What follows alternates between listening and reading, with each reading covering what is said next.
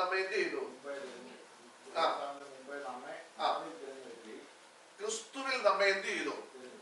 തിരഞ്ഞെടുത്തു. എന്തിനു വേണ്ടിയാ തിരഞ്ഞെടുത്തത്?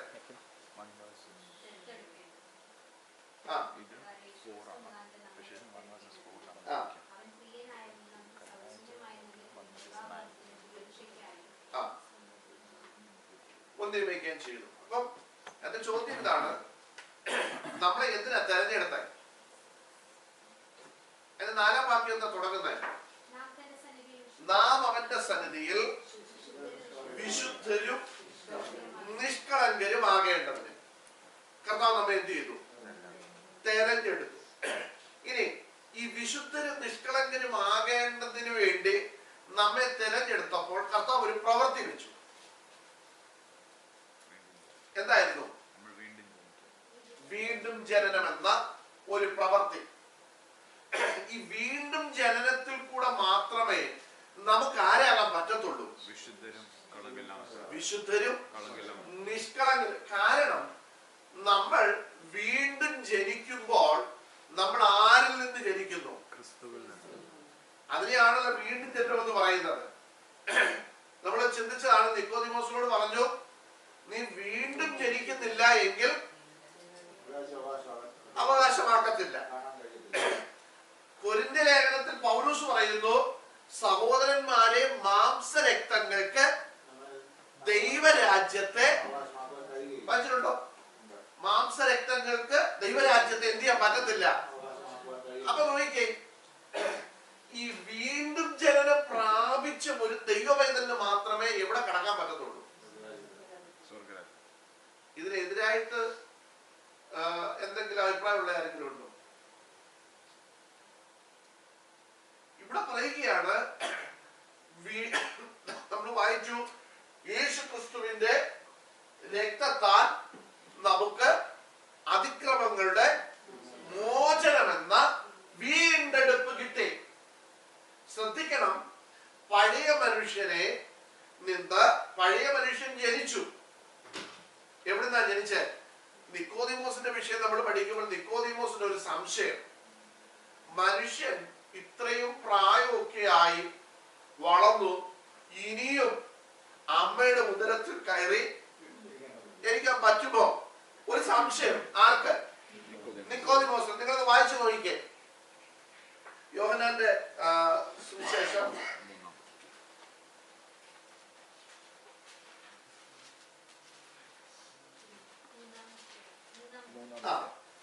അത് താഴോട്ട് വായിച്ചു വരുമ്പോഴ്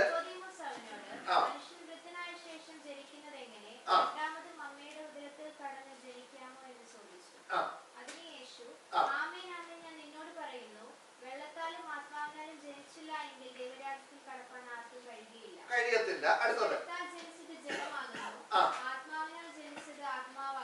അടുത്തത് നിങ്ങൾ പുതുതായി ജനിക്കണമെന്ന് ഞാൻ നിന്നോട് പറയാൻ ആശ്ചര്യപ്പെടരുത്. കാറ്റിഷ്ടമുള്ളിടത്ത് ഊതുന്നു, അതിന്റെ ശബ്ദം നീ കേൾക്കുന്നു, എങ്കിലും അത് എവിടെ നിന്ന് വരുന്നു എന്ന് എവിടേക്ക് പോകുന്നു എന്നും അറിയുന്നില്ല. ആത്മാവിനാൽ ജനിച്ചവനെല്ലാം അതുപോലെ ആകുന്നു എന്ന് ഉത്തരം പറഞ്ഞു. കർത്താവ് പറയുകയാണ്, ജഡത്തിൽ നിന്ന് ജനിച്ചതല്ല. അപ്പൊ ഇതേതാ ഈ ജനനം? നമ്മുടെ അപ്പന്റെയും അമ്മയുടെയും ഇഷ്ടത്താൽ. യോഹന്നാന്റെ സുവിശേഷം 1-ാം അധ്യായത്തിൽ നമ്മൾ വായിക്കുന്നു, അവനെ കൈക്കൊണ്ട് അവന്റെ നാമത്തിൽ വിശ്വസിക്കുന്ന ഏവർക്കും ദൈവ മക്കളായി തീരുവാൻ കൊടുത്തു. അടുത്തത് വായിച്ചേണ്ടി. അവൻ ആര്? അവന്താണോ അവർന്നാണോ? ആരയ്യ അവന്?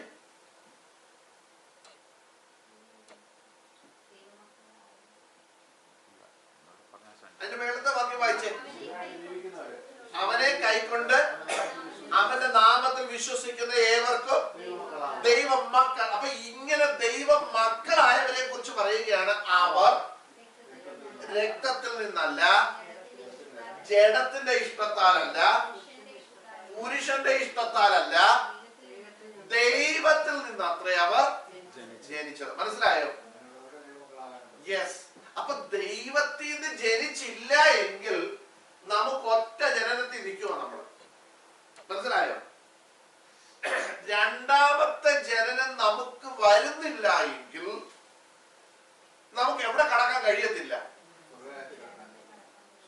കിടക്കാൻ കഴിയത്തില്ല. മക്കളെ, ഞാൻ പറയുന്നത് മനസ്സിലാവുന്നുണ്ടോ? എല്ലാവരും ഇങ്ങോട്ട് ശ്രദ്ധിക്കണം.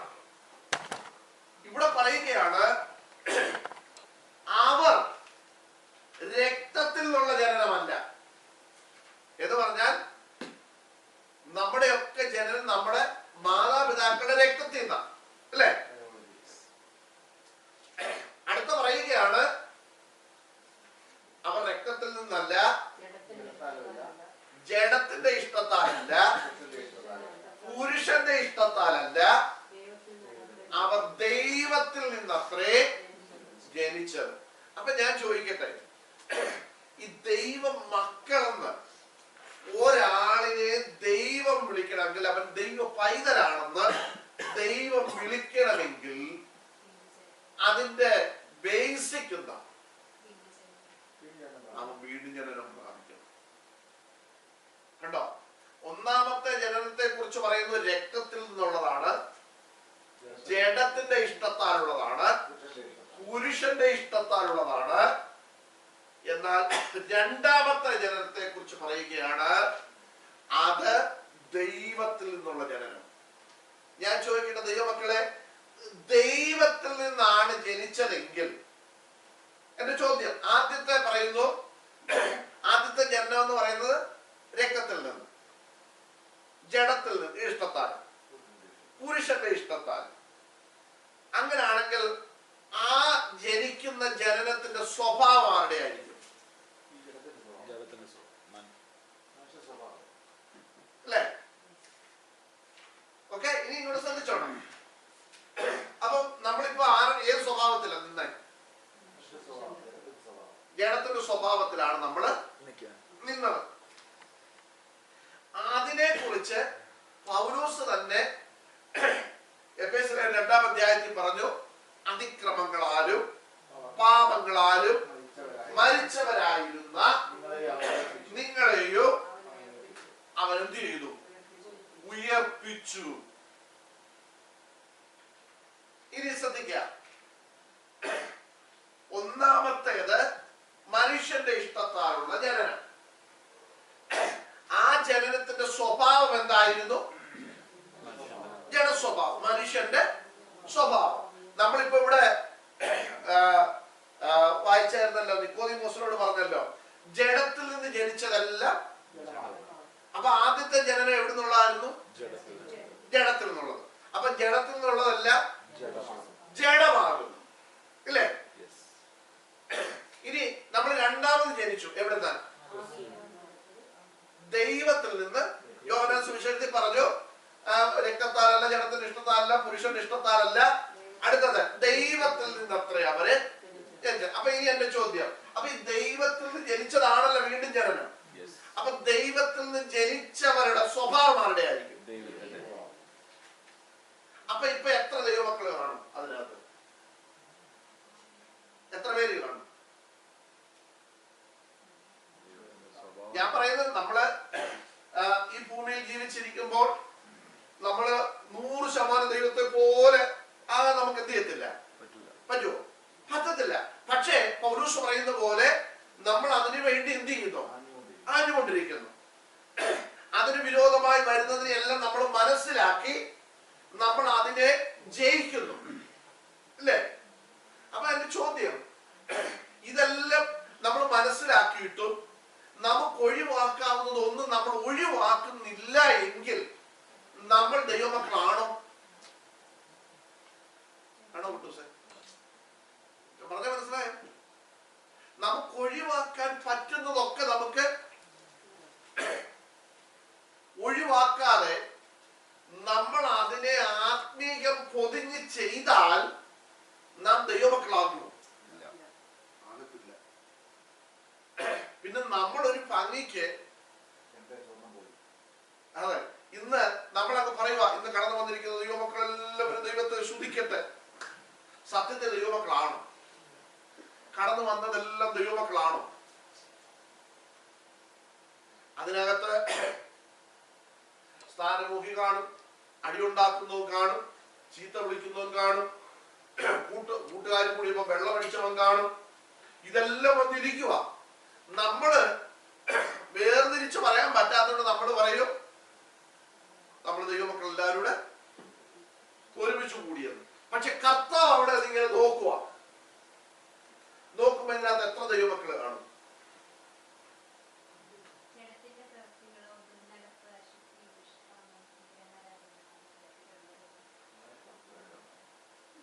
വളരെ കുറച്ചു പേരെ കാണത്തുള്ളൂ. അതുകൊണ്ടാണ് നമ്മൾ ദൈവത്തിൽ വായിക്കുന്നത് വിളിക്കപ്പെട്ടവർ അനേകര്. ഇനി അടുത്തെന്താ? തെരഞ്ഞെടുക്കപ്പെട്ടവരോ ചുരുക്കം. അപ്പൊ ഈ ദൈവമക്കളാകാൻ എല്ലാവരെയും ദൈവം എന്ത് ചെയ്തിരിക്കുക? വിളിച്ചിരിക്കുക അല്ലേ? ഞാൻ ചോദിക്കട്ടെ, ഇന്ന ആൾക്കാർ മാത്രമേ ദൈവമക്കളാകാൻ കർത്താവ് പറഞ്ഞിട്ടുണ്ടോ? അല്ലെ ഇന്ന ഒരു ഗ്രൂപ്പ് മതി എന്ന് കർത്താവ് പറഞ്ഞു? കർത്താവ് പറഞ്ഞില്ല. കർത്താവ് പറഞ്ഞത് യഹൂദരെന്നോ യവനരെന്നോ എന്തില്ല, വ്യത്യാസമില്ല. എല്ലാവരും പാപം ചെയ്തവരാ. അപ്പൊ ഈ പാപം ചെയ്തവർക്കെല്ലാം അവർ ഈ ജഡത്തിൽ പോയത് കൊണ്ട് അവർക്കെല്ലാം കർത്താവ് ഒരു വീണ്ടും ജനനം വെച്ചു. ശ്രദ്ധിച്ചോണം.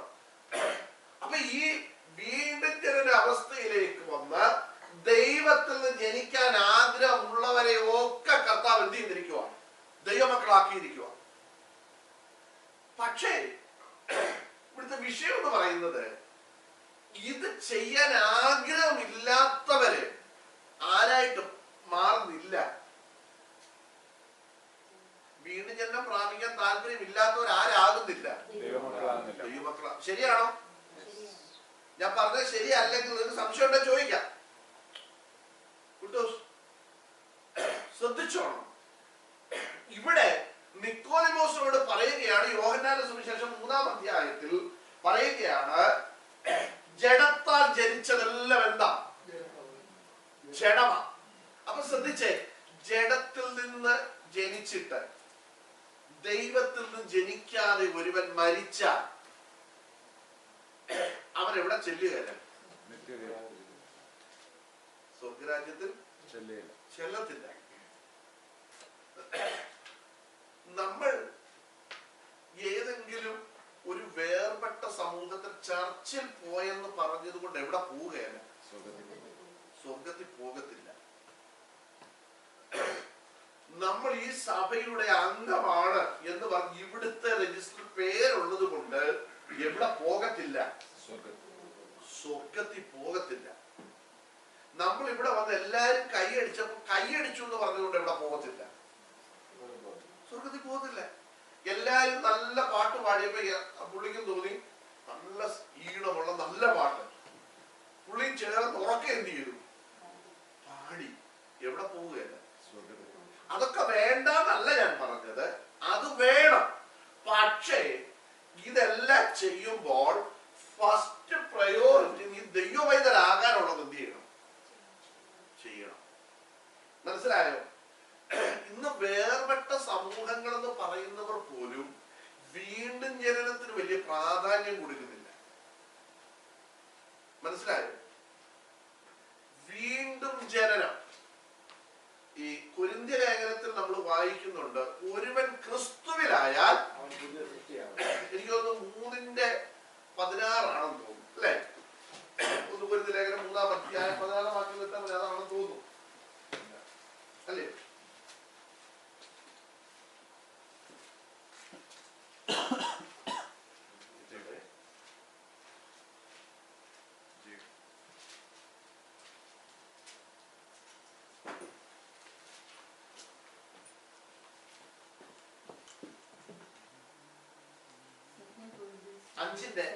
സെക്കൻഡ് കൊരിന്ത്യർ 5:17 sorry.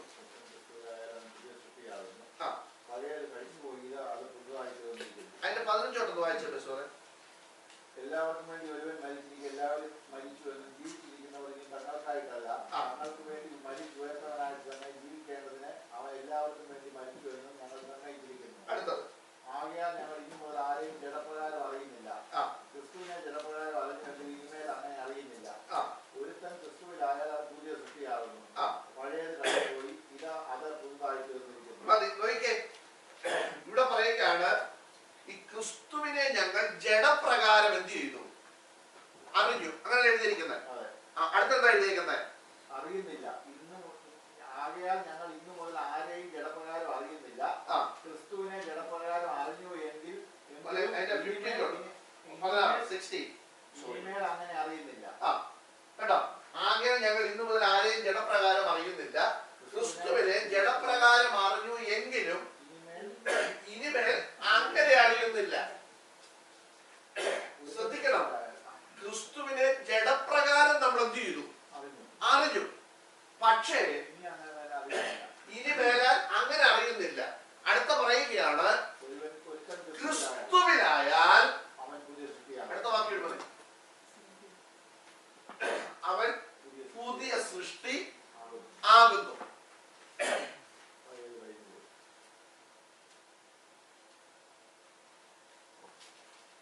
He is a new creature. പുതിയ സൃഷ്ടിയായി. അപ്പൊ നോക്കിക്കേ, പുതിയ സൃഷ്ടിയായി എന്ന് പറയുമ്പോ പഴയ ഒരു സൃഷ്ടി ഉണ്ടായിരുന്നു. അതേതാ? അതാണ് ജഡത്തിലുള്ള സൃഷ്ടി. മനസ്സിലായി? അതാണ് പുരുഷന്റെ ഇഷ്ടത്താലുള്ള സൃഷ്ടി. അതാണ് രക്തത്തിൽ നിന്നുള്ള സൃഷ്ടി. അതാണ് ജഡത്തിന്റെ ഇഷ്ടത്തിൽ നിന്നുള്ള സൃഷ്ടി. മനസ്സിലായോ? നോക്കിക്കേ, ഇവിടെ പറയുകയാണ്, ഞങ്ങൾ നോക്കിയിട്ട് 15 16 ഓക്കെ ക്രിസ്തുവിനെ ജഡപ്രകാരം അറിഞ്ഞു എങ്കിൽ ഇനിമേൽ അങ്ങനെ അറിയുന്നില്ല എന്ന് പറഞ്ഞതിന്റെ അർത്ഥം എന്താണെന്നറിയോ? നമുക്ക് അതിന്റെ അർത്ഥം, ഞങ്ങൾ ക്രിസ്തുവിനെ ജഡപ്രകാരം അറിഞ്ഞു എങ്കിലും ഇനിമേൽ അങ്ങനെ അറിയുന്നില്ല.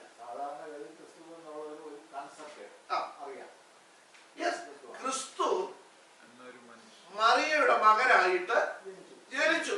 ഈ ഒരു അറിവ് ഞങ്ങൾക്ക്, കാരണം യഹൂദന്റെ അറിവെന്തുവാ?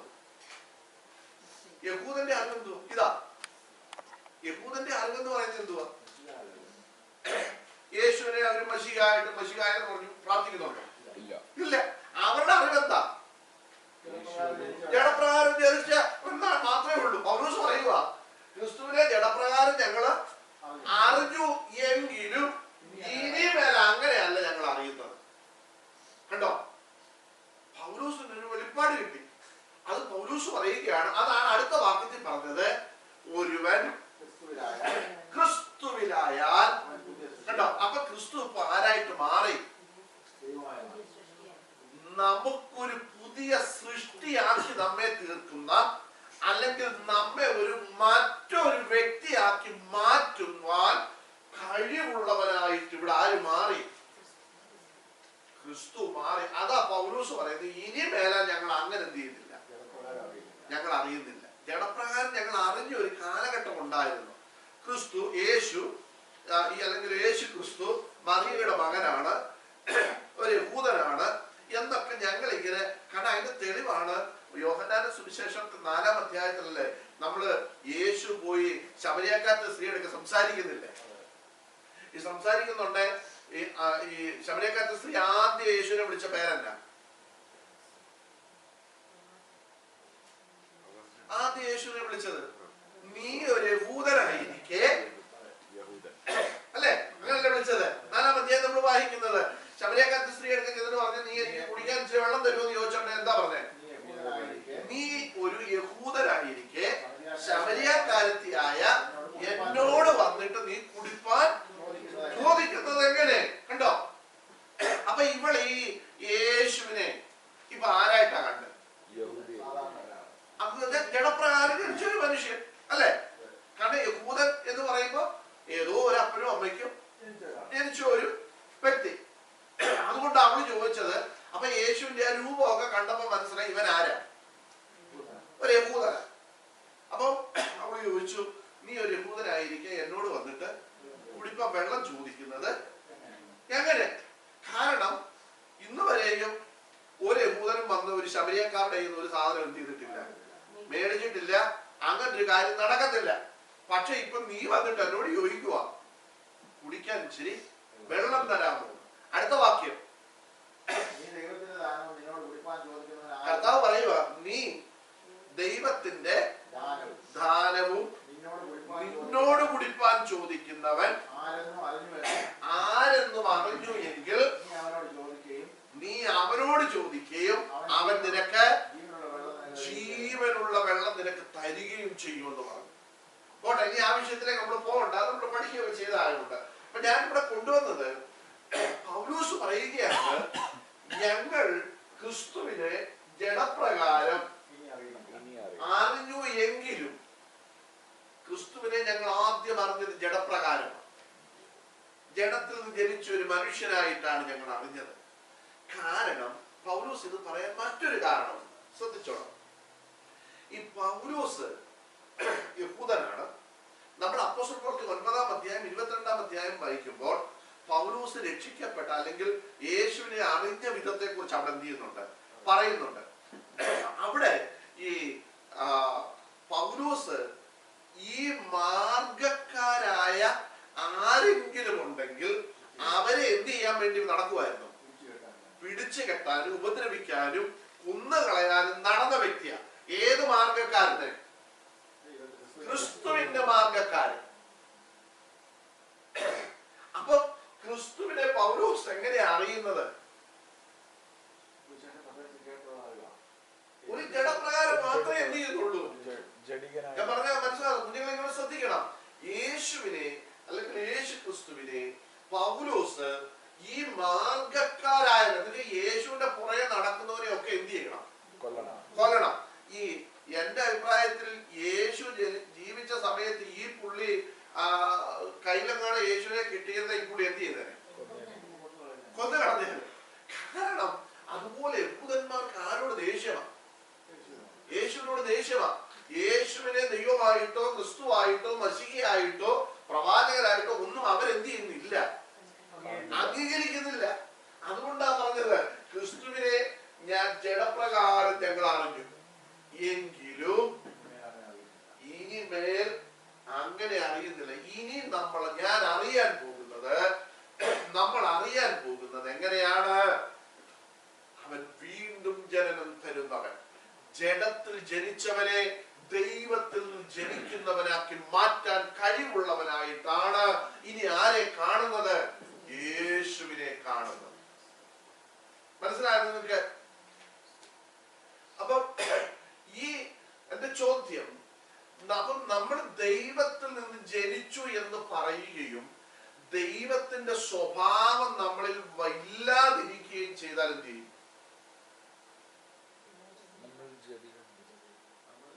സ്വർഗരാജ്യത്തിലെത്തില്ല. നമ്മളെ ആരെന്ന് പറയാൻ പറ്റത്തില്ല, ദൈവമക്കളായി പറയാൻ പറ്റത്തില്ല. നമുക്ക് പരസ്പരം ഇപ്പൊ എനിക്ക് പറയാം, ഇവിടെ ഇപ്പൊ 10 പേരിരിക്കും, അത് കുട്ടിക്കും, അതിൽ 5 പേർക്കേ ഉള്ളൂ നല്ല സ്വഭാവം. എനിക്ക് പറയാൻ പറ്റുമോ ആ ഇരിക്കുന്ന 5 ദൈവമക്കളും ഈ ഇരിക്കുന്ന ദൈവത്തിന്റെ സ്വഭാവമില്ലാത്ത 5 മക്കളും എന്ന് പറയാൻ പറ്റുമോ? നോക്കുമ്പോൾ ദൈവത്തിന്റെ മക്കളായിട്ട് ഈ 10-ൽ എത്ര പേരേ ഉള്ളൂ? 5 പേരേ ഉള്ളൂ. നോക്കിയേ, അവർക്ക് മാത്രമേ എവിടെ കടക്കാൻ പറ്റത്തുള്ളൂ? ഇപ്പൊ ഞാനോ അല്ലെങ്കിൽ വലിയൊരു പാസ്റ്റർ ഇവിടെ വന്നെല്ലാവരും നാം ദൈവമക്കളായി തീരുവാനൊക്കെ പറഞ്ഞാലും ദൈവം നോക്കുമ്പോ അതിനകത്ത് എത്ര പേരുണ്ടോ അവര് മാത്രമേ എവിടെ കടക്കത്തുള്ളൂ? അപ്പം ഇവിടെ നമ്മൾ വായിച്ചല്ലോ യോഹന്നാന്റെ സുവിശേഷം, ഈ നിക്കോദിമോസിന്റെ വിഷയം, ആ വിഷയത്തിലേക്ക് വരാം. അവിടെ നമ്മൾ വായിക്കുന്നത് ജഡത്താൽ ജനിച്ചത്, അതിന്റെ 6-ാം വാക്യം, യോഹന്നാൻ 3:6, ജഡമാകുന്നു കേട്ടോ. അപ്പൊ ജഡത്താൽ ജനിച്ചത് എപ്പോഴും എന്തായിരിക്കും? ജഡമായിരിക്കും. അടുത്ത പറയുകയാണ്, ആത്മാവിനാൽ ജനിച്ചത് ആത്മാവാകുന്നു. അടുത്തത് കണ്ടോ, കർത്താവ് നിക്കോദിമോസിനോട് പറയുക, നിങ്ങൾ പുതിയതായി ജനിക്കണമെന്ന് ഞാൻ നിന്നോട് പറയുന്നത് കൊണ്ട് നീ എന്ത് ചെയ്യരുത്. അതെന്താ അങ്ങനെ പറഞ്ഞേ? എന്നാ നിങ്ങൾ ചിന്തിച്ചേ, ഈ നിക്കോദിമോസിനോട് പറയുക, ഞാൻ ഇപ്പൊ നിങ്ങളോട് പറയുക പുതിയതായി ജനിക്കണമെന്ന് പറയുമ്പോ നിങ്ങൾ എന്ത് ചെയ്യരുത്?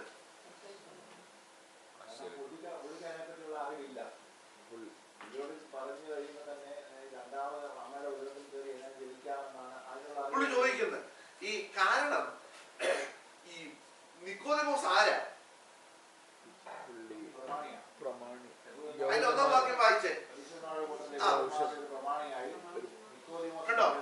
പരീശന്മാരുടെ ഇടയിൽ പിന്നെ പ്രമാണിയായ നിക്കോദിമോസ്. ഈ നിക്കോദിമോസിന് ഒരു ചിന്തയുണ്ട്. കാരണം അദ്ദേഹം പരീശനാണല്ലോ. ഈ പൗലോസിനെ കുറിച്ച് പറയുന്നത്, പൗലോസ് പറയുന്നത് ഞാൻ ആരാണെന്നാ? പരീശൻ ഇല്ലേ? പരീശനായ വ്യക്തി എന്നാ പൗലോസ് തന്നെ എന്ത് ചെയ്യുന്നത്? പരിചയപ്പെടുത്തുന്നത്. അപ്പം ഈ പരീശന്റെ പ്രത്യേകത എന്ന് പറയുന്നത് ന്യായപ്രമാണം മുഴുവൻ ഇവർ എന്ത് ചെയ്തിട്ടുണ്ട്? നല്ലപോലെ പഠിച്ചവൻ. അപ്പൊ ഈ ന്യായപ്രമാണത്തിൽ എവിടെയെങ്കിലും എന്തെങ്കിലും എഴുതിയിട്ടുണ്ടെങ്കിൽ അത് ആർക്കറിയാം? ഈ പരീശന്മാർക്കറിയാം. അപ്പൊ ഇവൻ പരീശന്മാരുടെ ഇടയിൽ പ്രമാണിയായ വ്യക്തിയാണ്. എനിക്ക് എന്റെ ഒരു ചിന്ത ഞാൻ പറയുക, വേണ്ടി വന്നാൽ ഇതൊക്കെ ആരും തെറ്റിച്ചാൽ പറഞ്ഞു കൊടുക്കാനും കഴിവുള്ള വ്യക്തിയാണ്. ഇവനോടാണ് കർത്താവ് പറയുന്നത്, നീ എന്തോ ചെയ്യണം? പുതുതായി ജനിക്കണം. ഇവനിപ്പോ എന്തോ പിടിച്ചോണ്ടാ ഇരിക്കുന്നത്? ന്യായപ്രമാണം പിടിച്ചോണ്ടിരിക്കുക. മനസ്സിലായോ? ഈ ന്യായപ്രമാണം പിടിച്ചോണ്ടിരിക്കുന്നതുകൊണ്ട് കർത്താവ് അവനോട് പറയുക, ഞാൻ നിന്നോട് പുതുതായി ജനിക്കണമെന്ന് പറയുമ്പോഴ് നീ എന്ത് ചെയ്യരുത്? കാരണം ഇവന് ആശ്ചര്യം വരിക കാരണം എന്താണെന്നറിയോ? ന്യായപ്രമാണത്തിൽ ഇതൊന്നും എന്ത് ചെയ്തിട്ടില്ല, വീട് ജനിക്കണമെന്നൊന്നും എന്ത് ചെയ്തിട്ടില്ല, എഴുതി വെച്ചിട്ടില്ല. പക്ഷേ ഈ ന്യായപ്രമാണം മൊത്തം കാണാതെ പഠിച്ച് ഇരിക്കുന്ന അവനോട് കർത്താവ് പറയുക, നീ വീട് ജനിച്ചില്ലെങ്കിൽ എവിടെ പോവുകയല്ല, സ്വർഗ്ഗരാജ്യത്തിൽ പോകത്തില്ല. അതുകൊണ്ട് കർത്താവ് പറയുക, നിങ്ങൾ പുതുതായി ജനിക്കണമെന്ന് ഞാൻ നിന്നോട് പറയുകയാൽ ആശ്ചര്യപ്പെടരുത്. മനസ്സിലായോ? നീ ആശ്ചര്യപ്പെടരുത്. അടുത്ത വാക്യം.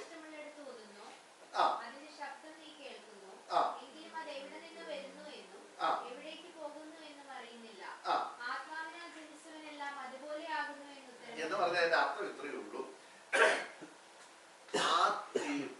ഞാൻ ചോദിക്കാം, ഈ ജഡത്തിൽ നിന്നുള്ള ജനനം, ഒരു കുഞ്ഞ് ഉരുവാകുന്നത് എങ്ങനെയാണെന്ന് ആർക്കെങ്കിലും അറിയോ?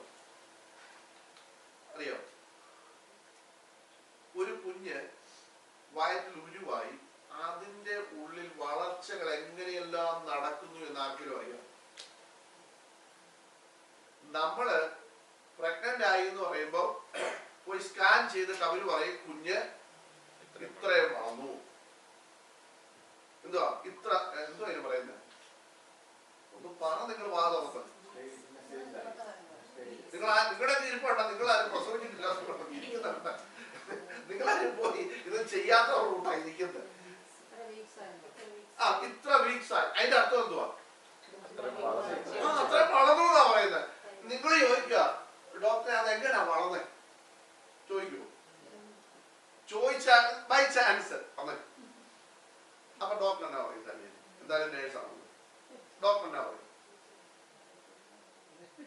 അല്ല, ചോദിക്കാൻ പറ്റത്തില്ല, ബൈ ചാൻസ്. ഉദാഹരണം കേട്ടോ, താലിയായിട്ട് ചോദിക്കുക, ഇതെങ്ങനെയാ ഡോക്ടറെ വളർന്നേ? അപ്പൊ ഡോക്ടർ എന്തോ പറയുന്നത്?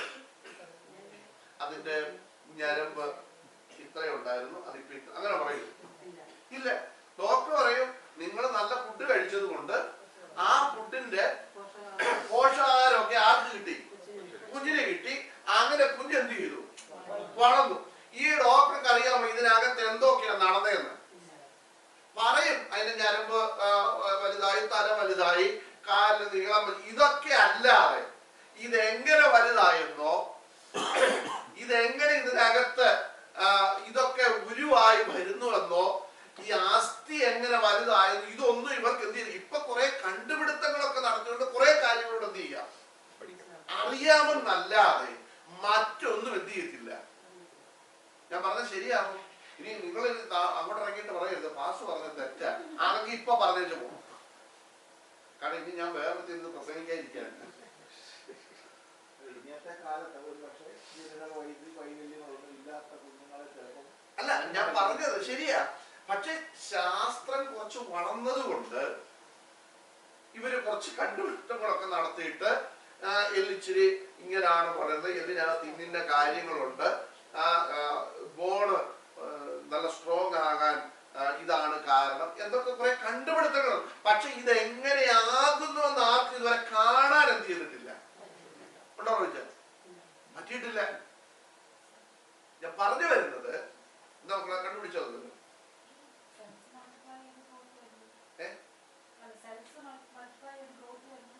ആകും.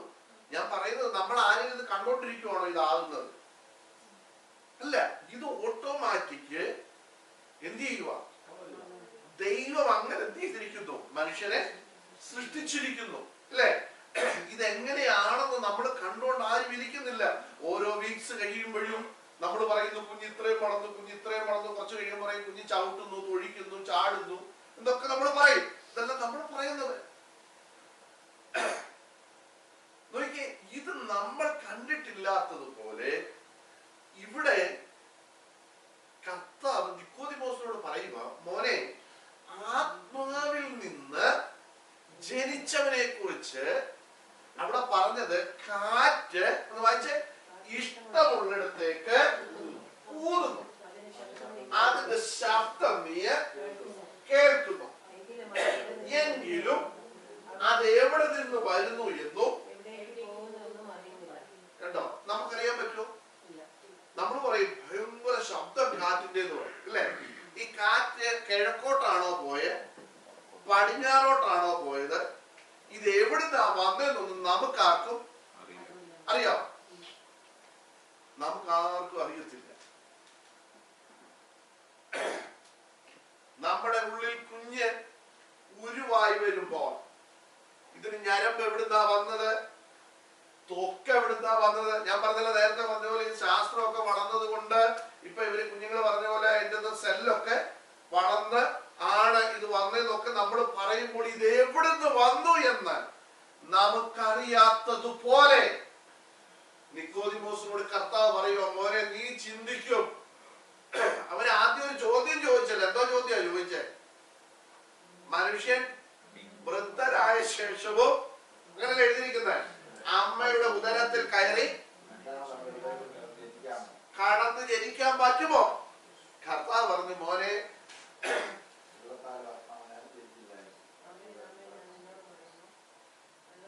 അതെങ്ങനെയാണെന്ന് ചോദിച്ചാൽ കാറ്റ്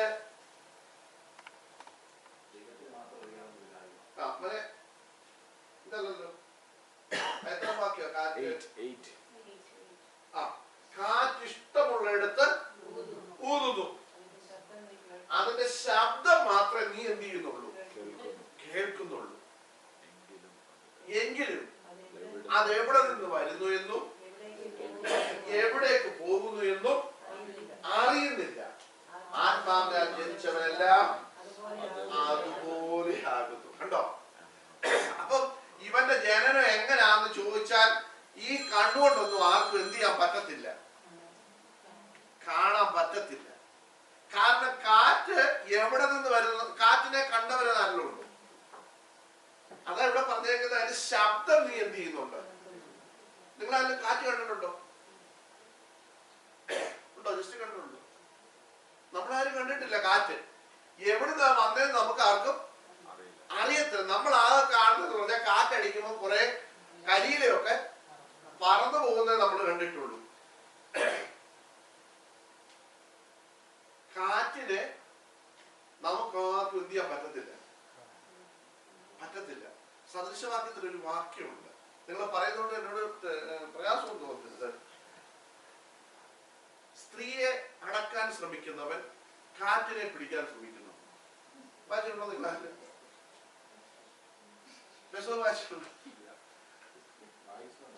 വായിച്ചിട്ടുണ്ടോ? അത് നിങ്ങൾ ഇനി നോക്കിയാൽ മതി, പാലേക്ക് പോകണ്ട.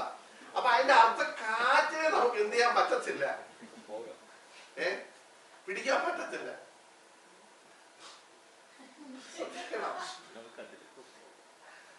ഇവിടെ പറയുന്നു കാറ്റ് ഇഷ്ടമുള്ളിടത്തേക്ക് ഊതുന്നു, അത് എവിടെ നിന്ന് വരുന്നു എന്നും എവിടേക്ക് പോകുന്നുവെന്നും എന്ത് ചെയ്യുന്നില്ല, അറിയുന്നില്ല. ഇതുപോലെയാണ് ആത്മാവിനാൽ ജനിച്ചവൻ എല്ലാം അതുപോലെയാകുന്നു. കണ്ടോ? അപ്പം ആത്മാവിനാൽ ജനിച്ചവനെ ഇതിനോട് ചേർത്ത് ഒരു വാക്യം കൂടെ പറയുന്നത് നിങ്ങൾക്ക് മനസ്സിലാവും. കുരിന്ത്യലേഖനത്തിൽ നമ്മള് 1 കുരിന്ത്യലേഖനത്തിൽ ഞാനിവിടെ പറഞ്ഞു 3 ഗ്രൂപ്പ് ആളുകളെ കുറിച്ച് പറഞ്ഞു. ഏതൊക്കെയാ? അല്ല ആത്മീകൻ, ജഡീകൻ, പ്രാകൃതൻ. പ്രാകൃത മനുഷ്യനെ കുറിച്ച് അവിടെ പറയുന്നുണ്ട്. പിന്നെ ജഡീക മനുഷ്യനെ കുറിച്ച് പറയുന്നു. ആത്മീയനെ കുറിച്ച് പറയുന്നു. ആത്മീകനെ ആരാലും അവൻ വിവേചിക്കപ്പെടുന്നില്ല. നിങ്ങൾ വായിച്ചിട്ടുണ്ടോ അത്? ഒന്ന് എടുത്തോ.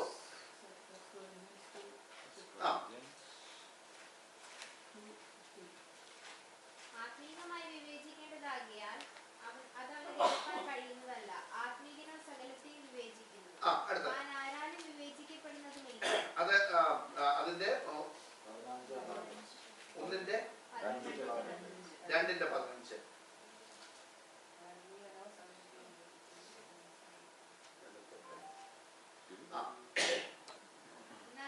മനുഷ്യൻ ദൈവാത്മാവിന്റെ ഉപദേശം കൈക്കൊള്ളുന്നില്ല. ആത്മീകമായി വിവേചിക്കേണ്ടതാകിയാൽ അത് അവന് ഗ്രഹിക്കാൻ കഴിയുന്നതുമില്ല. ആത്മീകനോ സകലത്തെയും വിവേചിക്കുന്നു. താൻ ആരാലും വിവേചിക്കപ്പെടുന്നതുമില്ല. ആത്മീകൻ സകലത്തെയും വിവേചിക്കുന്നു. അടുത്ത പോയിന്റ്, താൻ ആരാലും വിവേചിക്കപ്പെടുന്നില്ല. അവനെ ആർക്കും എന്ത് ചെയ്യാൻ പറ്റത്തില്ല. ഇംഗ്ലീഷ് എന്താ കൊടുത്തിരിക്കുന്നത്? ആ വാക്യം കേട്ടെ. 1 Corinthians 2:15.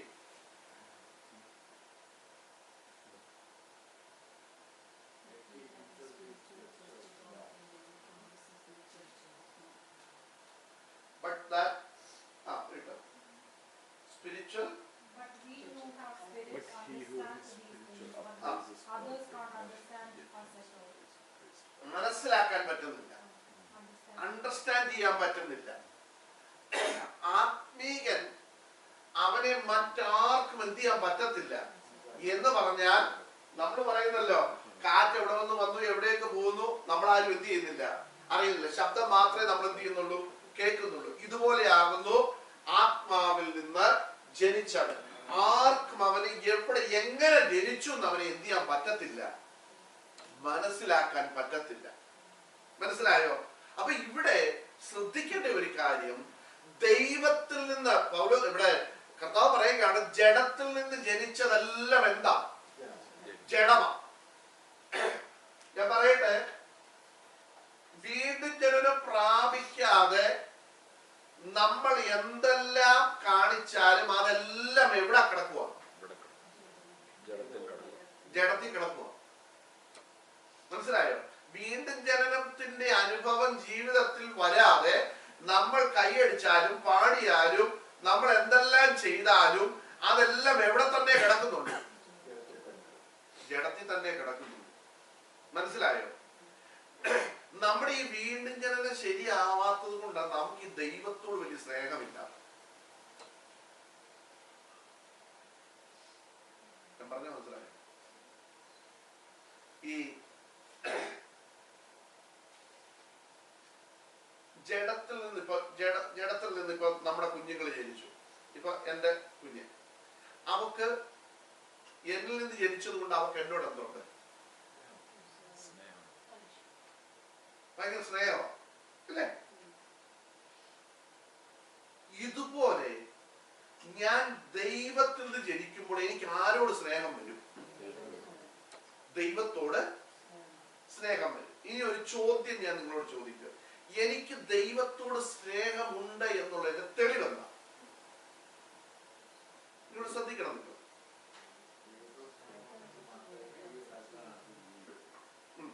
എന്തോ ഈ ദൈവിക കൽപ്പന അനുസരിക്കാനുള്ളത്.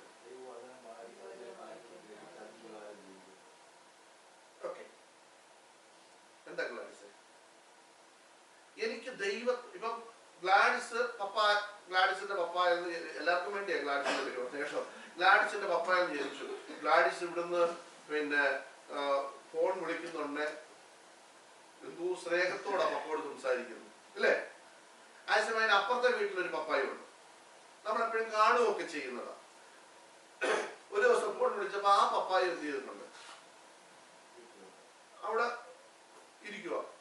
നമ്മുടെ പപ്പായോട് സംസാരിച്ചവരാണോ ആ പപ്പായോട് സംസാരിക്കുന്നത്? ആണോ?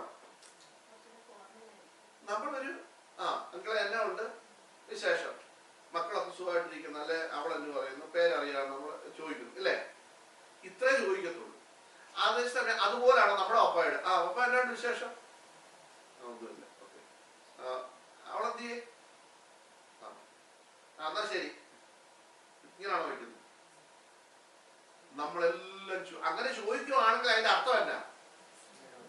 ഗ്ലാഡിസിന് പപ്പായോട് എന്തില്ല? ഇനി പപ്പ ഇങ്ങോട്ട് വിളിക്കുമ്പോൾ ഇങ്ങനെ തന്നെ ആണെങ്കിൽ അതിന്റെ അർത്ഥം എന്നാ? പപ്പായ്ക്ക് ഗ്ലാഡിസിനോട് എന്തില്ല?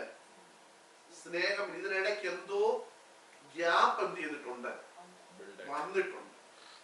എന്റെ ചോദ്യം, ഞാൻ ദൈവത്തിൽ നിന്ന് ജനിക്കുമ്പോൾ എനിക്ക് ഈ ജഡത്തിൽ ജനിച്ച എന്റെ പിതാവിനോടുള്ള സ്നേഹത്തെക്കാൾ കൂടുതൽ ഈ ദൈവത്തിൽ നിന്ന് ഞാൻ ജനിക്കുമ്പോൾ ആരോട് എനിക്ക് വേണം? ദൈവത്തോട്. ഇല്ലേ? ഉണ്ടോ? നമുക്ക് ദൈവത്തോട് സ്നേഹമുണ്ടോ? നമ്മള് പറയും എന്താ ദൈവത്തോടുള്ള സ്നേഹം? നമ്മൾ പറയും ദൈവത്തിന്റെ കൽപ്പനകൾ അനുസരിക്കുന്നതാണ്. എന്താ കൽപ്പന എന്ന് ചോദിച്ച ഉടനെ നമ്മൾ പറയുന്നത് എന്നാ? ഞങ്ങൾ മാനസാന്തരപ്പെട്ടു. പിന്നെ പറ, ഞങ്ങള് സ്നാനപ്പെട്ടു. പിന്നെ ഞങ്ങള് പരിശുദ്ധാത്മാവിനെ പ്രാപിച്ചു. പിന്നെ ഇനി എന്തോ കൽപ്പന?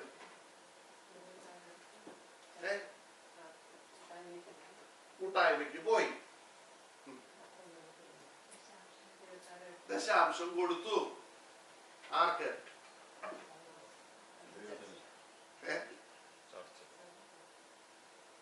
ചർച്ച്. ഓക്കെ, പിന്നെന്തൊക്കെ ചെയ്തു?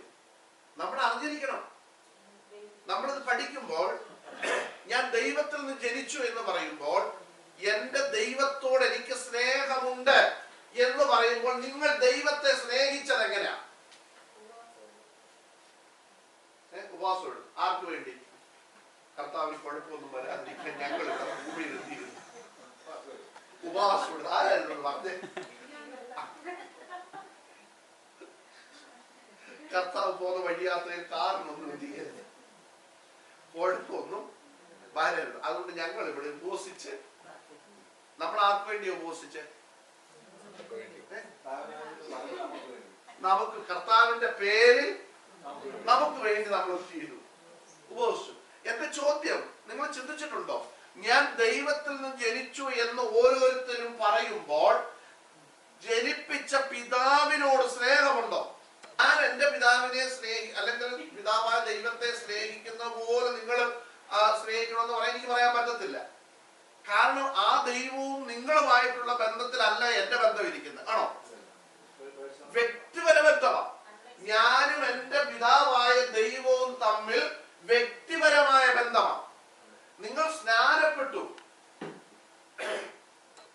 ആർക്ക് വേണ്ടിയാ സ്നാനപ്പെട്ടെ? നമുക്ക് വേണ്ടി. പിതാവായ ദൈവത്തിന്റെ കൽപ്പനയായിരുന്നത് അല്ലേ? റോമാലേഖനത്തിൽ 6-ാം അധ്യായത്തിൽ, കൊരിന്ത്യർ ലേഖനത്തിലൊക്കെ അതിനെ കുറിച്ച് പറയുന്നുണ്ട്. അപ്പൊ നമ്മൾ എന്ത് ചെയ്തു? ക്രിസ്തുവിനെ ധരിക്കുവാൻ വേണ്ടി നമ്മൾ എന്ത് ചെയ്തു? സ്നാനപ്പെട്ടു. ക്രിസ്തുവിന്റെ മരണ പുനരുത്ഥാനത്തോട് നമ്മൾ എന്ത് ചെയ്തു? ഏകീഭവിച്ചു. എന്റെ ചോദ്യം, അതൊക്കെ ശരിയാ. പക്ഷേ ഈ പിതാവിനോട് നമുക്ക് എത്ര സ്നേഹമുണ്ട്?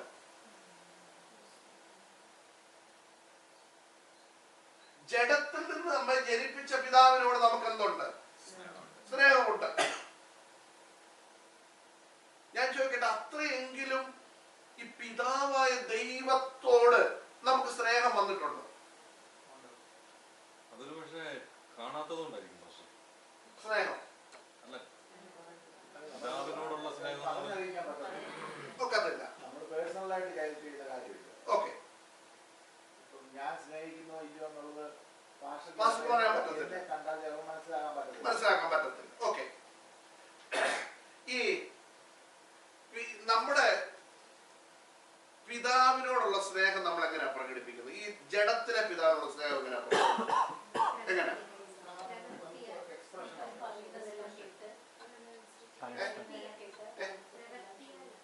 പ്രവൃത്തിയിൽ കൂടെയാണ് നമ്മൾ എന്ത് ചെയ്യുന്നത്?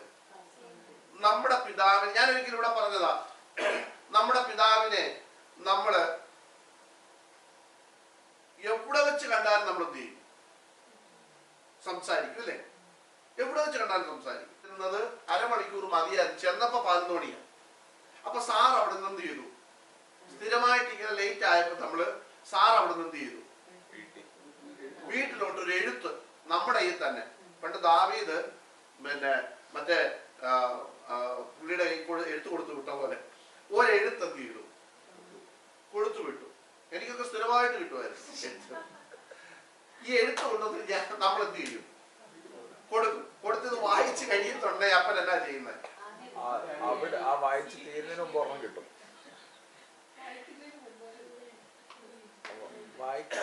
ലെറ്റർ കയ്യിലോട്ട് വാങ്ങിക്കുമ്പോൾ തന്നെ ഒരെണ്ണം കിട്ടും. ചിക്കൻ ബോക്സ് വരുന്നതിനൊക്കെ പാടുണ്ടായിരുന്നില്ലേ? നിങ്ങൾ 9 മണിക്ക് 10 മണിക്ക് സ്കൂളിൽ ചെല്ലാൻ 9 മണിക്ക് ഇറങ്ങി. പക്ഷെ സ്കൂളിൽ ചെന്നപ്പോ 11 മണി. ഈ എഴുത്ത് വീട്ടിൽ കൊണ്ടുവന്നുണ്ടേ പിതാവ് നമ്മളെ എന്ത് ചെയ്തു? അടി തന്ന് ഈ ലെറ്ററിന് ഒരു മറുപടി. എന്റെ മദർ ചെയ്തെന്ന് പറഞ്ഞാൽ ഒരു മറുപടി. അത് പോകുന്ന വഴിക്ക് തുറന്ന് വായിച്ചു നോക്കുക. അതിന് എഴുതിയിരിക്കുന്നു, സർ ഇനിയും ഇവൻ ലേറ്റ് ആയാൽ ക്ലാസ്സിൽ നിന്ന് ഇറക്കി വിട്ടേര്. ഇത് വായിച്ചിട്ട് സൈൻ ചെയ്ത് ഇത് ഞാൻ തന്നെ എന്ത് ചെയ്യും? എന്നെ ക്ലാസ്സിൽ നിന്ന് ഇറക്കി വിടാനുള്ള ലെറ്റർ ഞാൻ തന്നെ എന്ത് ചെയ്യുന്നു? കൊണ്ടുവിടുന്നു.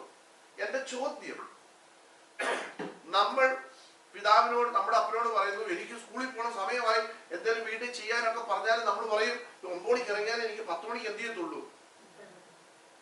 ചെല്ലത്തുള്ളൂ എന്നൊക്കെ പറയുമ്പോ പിതാവ് നമ്മളോട് പറയാം എന്നാ പൊയ്ക്കോ എന്ന് പറഞ്ഞ് നമ്മളെ സ്കൂളിലോട്ട് വിടുക. പക്ഷെ നമ്മൾ എന്ത് ചെയ്തില്ല? നേരെ സ്കൂളിൽ. നമുക്ക് അപ്പനോട് സ്നേഹമുണ്ടോ? പക്ഷെ നമ്മൾ എന്ത് ചെയ്യത്തില്ല? അനുസരിക്കത്തില്ല. മനസ്സിലായോ? നമുക്ക് അപ്പനോട് സ്നേഹമുണ്ട്, പക്ഷെ നമ്മൾ അപ്പനെ എന്ത് ചെയ്യത്തില്ല? അനുസരിക്കത്തില്ല. 1 യോഹന്നാൻ ലേഖനം 1-ാം അധ്യായത്തിൽ നമ്മൾ വായിക്കുന്നു, നിങ്ങൾ എന്റെ കൽപ്പനകളെ അനുസരിക്കുന്നു എന്ന് പറയുകയും അത് അനുസരിക്കാതിരിക്കുകയും ചെയ്യുന്നുവെങ്കിൽ നിങ്ങൾ ആരാ? കള്ളനാകും. അപ്പൊ കള്ളൻ കർത്താവുമായിട്ട് ബന്ധം വല്ലതും ഉണ്ടോ?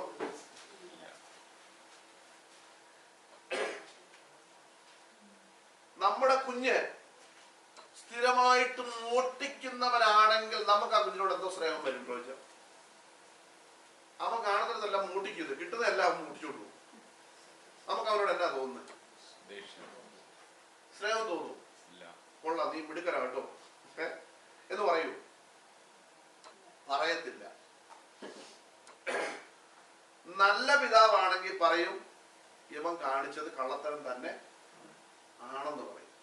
ഇല്ലേ? ഞാൻ പറഞ്ഞത് മനസ്സിലായത്? നമ്മൾ വിചാരിക്കുന്നത് ഞാൻ കർത്താവിന്റെ കൽപ്പനയെ അനുസരിച്ചു എന്ന് പറയുന്നത് മാനസാന്തരപ്പെട്ടു. നമ്മളത് പറയുക, സ്നാനപ്പെട്ടു, പിന്നെ പരിശുദ്ധാത്മാവിനെ പ്രാപിച്ചു, കൂട്ടായ്മയ്ക്ക് പോകും. ഞാൻ ചോദിക്കട്ടെ, കൂട്ടായ്മയ്ക്ക് എത്ര പേരുണ്ട്? നമ്മുടെ ബുധനാഴ്ച പ്രാർത്ഥനയ്ക്ക് ഇപ്പൊ എത്ര പേരുണ്ട്? കൂട്ടായ്മയുടെ കാര്യം പറഞ്ഞല്ലോ. പക്ഷെ നമുക്ക് ആരോട് ഭയങ്കര സ്നേഹമാണ്? കർത്താവിനോട് ഭയങ്കര സ്നേഹമാണ്. അപ്പൊ നമ്മൾ ആരെ?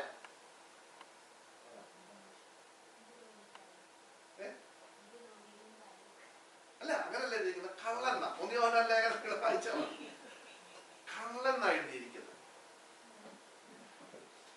നിങ്ങൾ ആരും എടുത്തോ ബാക്കി?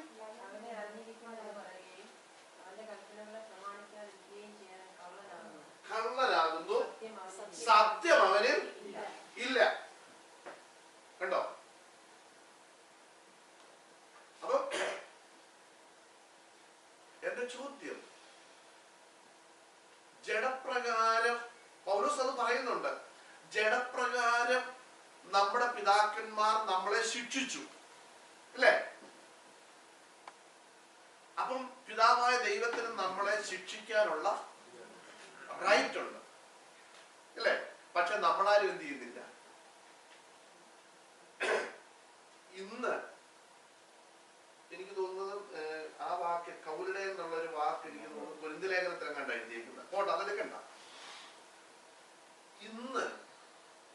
നമ്മുടെയൊക്കെ ചെറുപ്പത്തിൽ നമ്മുടെ ജഡപ്രകാരമുള്ള മാതാപിതാക്കൾ അല്ലെങ്കിൽ പിതാക്കന്മാർ നമ്മളെ എന്ത് ചെയ്യുമായിരുന്നു? വടി എടുക്കണ്ട, നോക്കിയാ മതി, നമുക്ക് എന്ത് വരുമായിരുന്നു? പേടി വരുമായിരുന്നു. കിട്ടുന്നത് വെച്ച് എന്ത് ചെയ്യുമായിരുന്നു? അടിക്കുമായിരുന്നു, ശിക്ഷിക്കുമായിരുന്നു. പക്ഷെ ഇന്ന് പറ്റൂ? ബൈബിൾ പോലും പറയുന്നു, അപ്പൻ ശിക്ഷിക്കാത്ത മക്കൾ എവിടെയുള്ളൂ? അങ്ങനെയുള്ള ശിക്ഷ നിങ്ങൾ അനുഭവിക്കുന്നില്ല എങ്കിൽ നിങ്ങൾ മക്കളല്ല, നിങ്ങൾ ആരാണ്? കൗലിടയന്മാരത്രേ. മനസ്സിലായോ? കൗലിടയൻ എന്ന് പറഞ്ഞാല് ഷെപ്പേഡെന്നല്ല, ബാസ്റ്റഡ്. ഇംഗ്ലീഷ് അങ്ങനെ എഴുതിയിരിക്കുന്നത്. നിങ്ങൾക്ക് സംശയം ഉണ്ടെങ്കിൽ ഞാൻ എടുത്തു തരാം. ആ വാക്കാ ഉപയോഗിച്ചേക്കുന്നത്. അല്ല, അവിടെ ഇച്ചിരി മാറ്റം വന്നേ ഉള്ളൂ. ശ്രദ്ധിക്കണം, നിങ്ങൾ മക്കളല്ല, നിങ്ങൾ കൗലിടയന്മാരത്രേ. നമ്മുടെ കൗലിടയൻ എന്ന് പറയുമ്പോഴേ അതൊരു വേറൊരു വാക്കാണ്. ഏതോ ഒരു ഇടയനാണെന്നൊക്കെയാണ് നമുക്ക് ചിന്ത വരുന്നത്. ഇംഗ്ലീഷിൽ ഞാനത് വായിച്ചു നോക്കി, ഞാൻ ഈ പറഞ്ഞ അതേ വാക്ക് തന്നെ, വ്യത്യാസമൊന്നുമില്ല. ഞാനത് എന്റെ ഒരു 3-4 ഇംഗ്ലീഷിലുണ്ട്. അതിൽ ഒരു ബൈബിൾ ട്രാൻസ്ലേഷൻ ഞാൻ വായിച്ചത്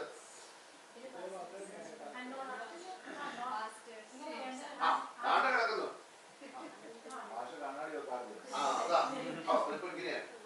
അങ്കിളെ അല്ല, ഹിന്ദിയില് ആ ഒരു വാക്യം വരുന്നത്, അന്നേരം നിങ്ങൾ തും വ്യഭിചാർ കെ സന്താൻ ഠേര എന്ന് വെച്ചാൽ നിങ്ങൾ വ്യഭിചാരികളുടെ മക്കളെ. നമ്മൾ ഈ വാക്ക് ഉപയോഗിക്കുന്നത് അപ്പൻ ആരെന്ന് അറിയാൻ വേണ്ടി, അവരെ കൺട്രോൾ ചെയ്യാൻ ആരുമില്ല.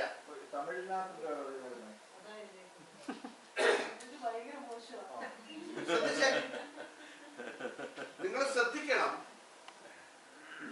അപ്പൻ ശിക്ഷിക്കുന്ന, അതിന്റെ മുകൾ ഭാഗത്ത് എഴുതിയിരിക്കുന്നത് എല്ലാവരും പ്രാപിക്കുന്ന ബാലശിക്ഷ കൂടാതിരിക്കുന്നു എങ്കിൽ നിങ്ങൾ മക്കളല്ല, കൗലിടയന്മാരത്രേ. നമ്മുടെ ജഡസംബന്ധമായ പിതാക്കന്മാർ നമ്മെ ശിക്ഷിച്ചപ്പോൾ നാം അവരെ വണങ്ങിപ്പോന്നുവല്ലോ.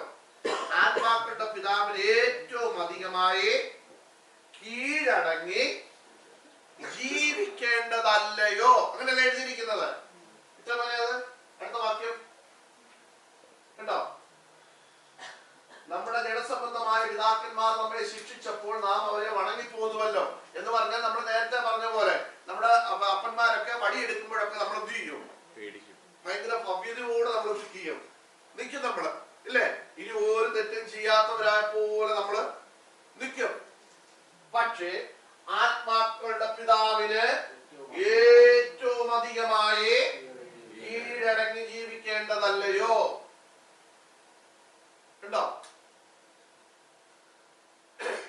ഞാൻ ചോദിക്കട്ടെ, ഇത്രയും പറഞ്ഞു വന്നല്ലോ.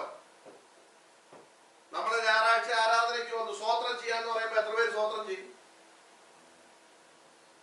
നമ്മൾ ആരാധനയ്ക്ക് എത്ര പ്രാവശ്യം മൊബൈലിൽ നമ്മൾ കളിക്കും? നമ്മുടെ പിതാവായ ദൈവത്തോട് നമുക്ക് സ്നേഹമുണ്ടെന്ന് നമ്മൾ പറയുക, അല്ലേ? നമ്മൾ എത്ര ടെക്സ്റ്റ് വിടും ഇതിനിടയ്ക്ക്?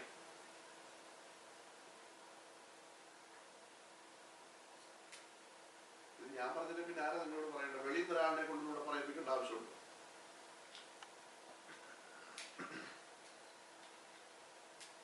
നമ്മൾ എവിടെല്ലാം പോകും നമ്മൾ ആരാധനയ്ക്കിരിക്കുമ്പോൾ, അല്ലേ?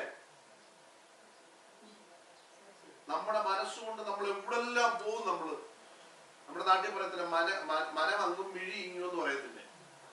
എന്ന് പറഞ്ഞാൽ മിഴി എന്ന് പറഞ്ഞാൽ കണ്ണിവിടെയും. ഞാൻ പണ്ട് സ്കൂളിലൊക്കെ പഠിക്കുന്ന സമയത്ത് ഇങ്ങനെ സാറിനെ നോക്കിക്കൊണ്ടിരിക്കും. നോക്കിക്കൊണ്ടിരിക്കുന്നതിന്റെ കാരണം എന്താണെന്ന് ചോദിച്ചാൽ, ഈ നോക്കിക്കൊണ്ടിരുന്ന ചോദ്യം ചോദിക്കത്തില്ല. സാറ് വിചാരിക്കുന്നത് ഇങ്ങനെ ശ്രദ്ധിച്ചോണ്ടിരിക്കുകയാണ്. പക്ഷെ നമ്മൾ വേറെ ഏതോ അടുത്ത ഇന്റർവെൽ ടൈമിൽ കളിക്കേണ്ടത്, കബഡി കളിക്കേണ്ടതും കിളിത്തട്ട് അന്നത്തെ കളി അതൊക്കെ കളിക്കേണ്ടതൊക്കെ ഇങ്ങനെ ചിന്തിച്ചോണ്ടിരിക്കും. ആരൊക്കെ എന്റെ ഗ്രൂപ്പിൽ വേണം, ഇതാ ചിന്തിച്ചോണ്ടിരിക്കും. ഇങ്ങനെ സാറിനെ നോക്കിയിരിക്കും. അപ്പൊ സാറ് ചിന്തിക്കുന്നത് എന്തുവാ? ഇവൻ ഭയങ്കരമായിട്ട് ശ്രദ്ധിച്ചോണ്ടിരിക്കുക. അപ്പോഴായിരിക്കും സാറ് എന്നാ നീ ഒന്ന് പറഞ്ഞേന്ന് പറയുന്നു. അപ്പോഴാണ് നമ്മൾ ചാടി എഴുന്നേക്കുന്നത്. ഇത് എന്തോ അതാ പഠിപ്പിച്ചെന്ന് പോലും ഓർക്കുന്നു. നമ്മൾ ആരാധനയ്ക്ക് വന്ന് ദൈവത്തെ സ്തുതി, നമ്മൾ എത്ര ദൈവത്തെ സ്തുതിക്കുന്നുണ്ട്, നമ്മൾ എത്ര കരങ്ങൾ അടിച്ച് ദൈവത്തെ സ്തുതിച്ച് പാടി മഹത്വപ്പെടുത്തുന്നുണ്ട്. നമ്മൾ ദൈവത്തോട് സ്നേഹമുണ്ടെന്നൊക്കെ നമ്മളങ്ങ് പറയുമല്ലേ.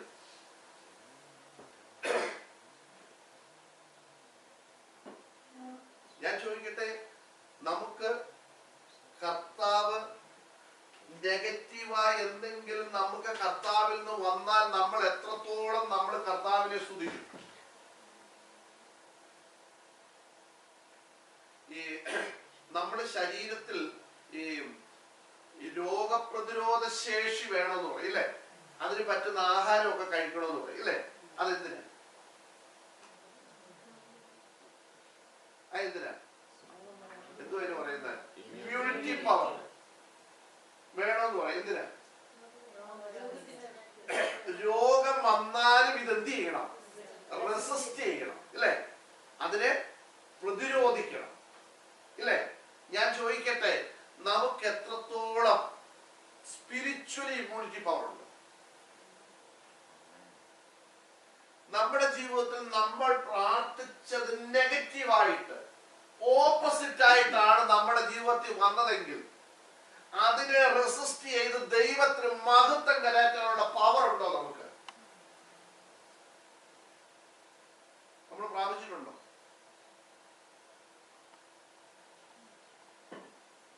ഞാൻ ചോദിക്കട്ടെ, നിങ്ങളിൽ ആരെങ്കിലും കർത്താവേ എന്റെ ജീവിതത്തിൽ ഒത്തിരി ഈ നെഗറ്റീവായ ഒത്തിരി കാര്യം, നെഗറ്റീവ് എന്ന് ഞാൻ ഉദ്ദേശിക്കുന്നത് നമ്മൾ ചിന്തിക്കാത്ത ഒത്തിരി എന്തുവാ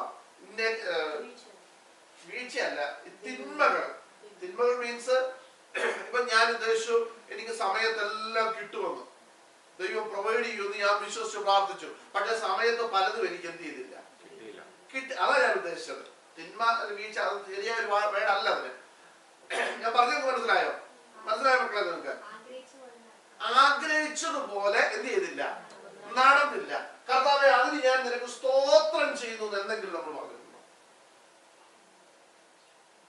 അതാ ഇമ്മ്യൂണിറ്റി പവർ എന്ന് പറയുന്നത്. ഞാൻ പറഞ്ഞ മനസ്സിലായ മക്കളെ, നിങ്ങളുടെ ജീവിതത്തിൽ നിങ്ങൾ ആഗ്രഹിക്കുന്നതിന് ഓപ്പോസിറ്റ് ആയിട്ടാണ് നടന്നത്. കർത്താവേ അതിനായി സ്തോത്രം എന്ന് നിങ്ങൾക്ക് പറയാൻ പറ്റിയിട്ടുണ്ടോ? അതിനുള്ള റെസിസ്റ്റിംഗ് പവർ ഉണ്ടോ നമുക്ക് സ്പിരിച്വലി? നമുക്കില്ല. നമ്മളെല്ലാം വെച്ചിരിക്കുന്നത് എന്താണെന്നറിയോ? നന്മ മാത്രം നമുക്ക് എന്ത് ചെയ്യണം, വരണം. യോബ് തന്റെ ഭാര്യ യോബിനോട് പറഞ്ഞു, നീ നിന്റെ ദൈവത്തെ ത്യജിച്ചു പറഞ്ഞ് പോയി ചത്ത് കളകാന്ന് പറഞ്ഞു അല്ലേ.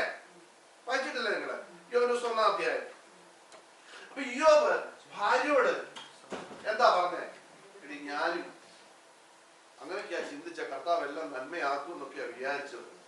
അവസാനം ചൊറി പോലും വന്ന് ശരീരം പോലും ഇപ്പൊ ഇല്ലാത്ത അവസ്ഥ. എന്നാ നമുക്ക് പോയി ചാകാം എന്നാണോ പറഞ്ഞേ? എന്നാ പറഞ്ഞേ യോബ്? നീ ഒരു പൊട്ടി സംസാരിക്കുന്നത് പോലെ സംസാരിക്കുന്നു. ദൈവം നമുക്ക് കിട്ടിയ മക്കളെ ആ വാക്യം, ദൈവം നമുക്ക് 1 അധ്യായത്തില്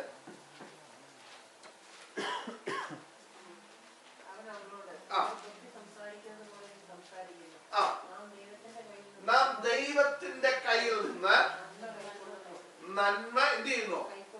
കൈക്കൊള്ളുന്നു. അടുത്തത് തിന്മയും കൈക്കൊള്ളേണ്ടത് അല്ലയോ എന്ന് പറഞ്ഞു. കണ്ടോ മോനെ? യോബിന്റെ പുസ്തകം ജോബ് ചാപ്റ്റർ 1 എത്ര വാക്യം എഴുതിയത്?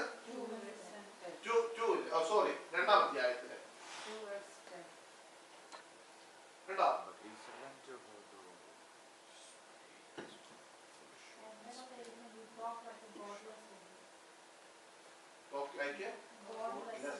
ഗോഡ്ലെസ് വുമൺ, ദൈവമില്ലാത്തവളെ പോലെ.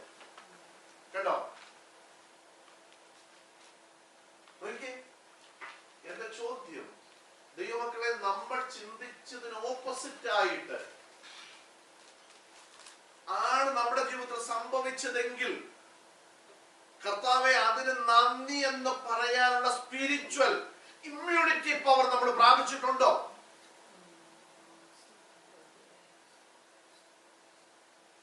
പ്രാപിച്ചിട്ടില്ല നമ്മള്. ഞാൻ ഇത് വെറുതെ പറയുന്നില്ല. കഴിഞ്ഞ ദിവസം ഞാൻ രാത്രി പ്രാർത്ഥിച്ചുകൊണ്ടിരിക്കുന്ന സമയത്ത് എന്റെ ഉള്ളിലേക്ക് വന്നൊരു ചിന്തയാണ് ഞാൻ പറഞ്ഞത്. ഞാനൊന്ന് ചിന്തിച്ചു. കഴിഞ്ഞ നിങ്ങൾക്കറിയാം, ഞങ്ങള് 2010 ഇവിടെ വന്നു. 2010 ഞാൻ 11 വന്നു. ഒരു ജോലി എന്നോ അല്ലെങ്കിൽ ഒരു നല്ല വരുമാനം എന്ന് പറയാൻ 2019 വരെ കാത്തിരിക്കേണ്ടി വന്നു. എത്ര വർഷം പോയി?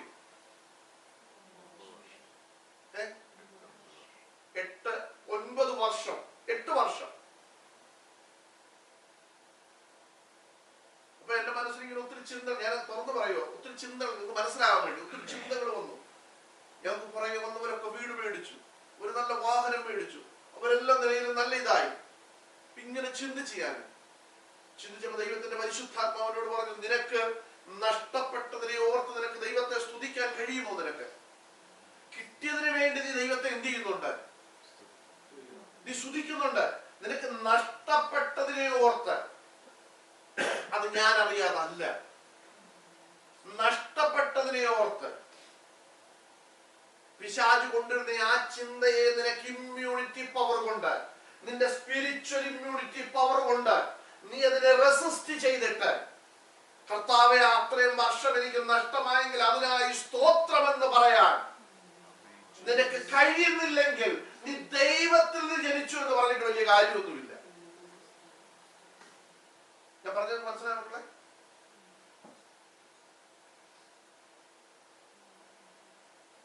നിങ്ങളുടെ ജീവിതത്തിൽ നഷ്ടങ്ങൾ വന്നതിനെ ഓർത്ത് നിങ്ങൾ നമ്മളെല്ലാം ഈ UK വരുമ്പോൾ വരുന്നുണ്ടെങ്കിൽ നമുക്ക് ജോലി കിട്ടുന്നു, മേടിക്കുന്നു, വീട് മേടിക്കുന്നു, ഇതെല്ലാം നമ്മൾ കണ്ടത്. പക്ഷെ കണ്ടതിനെല്ലാം ഓപ്പോസിറ്റ് ആണ് വന്നത്.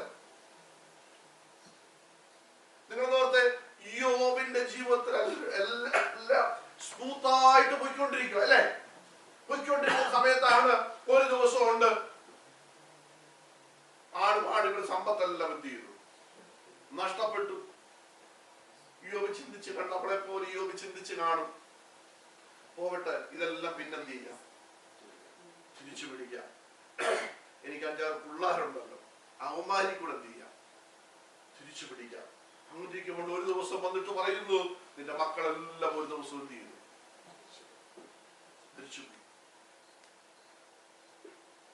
അന്നേരം ചിലപ്പോ യോബ് ചിന്തിച്ച് കാണും, പോകട്ടെ, ഞാനിവിടെ ഉണ്ടല്ലോ, ഞാനിതെല്ലാം എന്ത് ചെയ്തോളാം. അങ്ങനെയിരിക്കുമ്പോ ദൈവം വരുന്നു, ശരീരം മുഴുവൻ വ്രണം പിടിച്ച്, ഇനിയും തനിക്ക് യാതൊരു പ്രത്യാശയ്ക്കും വക ഈ ഭൂമിയിൽ ഇല്ലാത്ത അവസ്ഥയിലേക്ക് താൻ എത്തപ്പെട്ട് കഴിഞ്ഞപ്പോൾ, അതുകൊണ്ടാണല്ലോ ഭാര്യ പറഞ്ഞത്, ഇനിയെങ്കിലും നീ എന്തിനാ നീ പോയി ദൈവത്തെ ദയിച്ചു പറഞ്ഞ് ചത്തുകളയാന്ന്.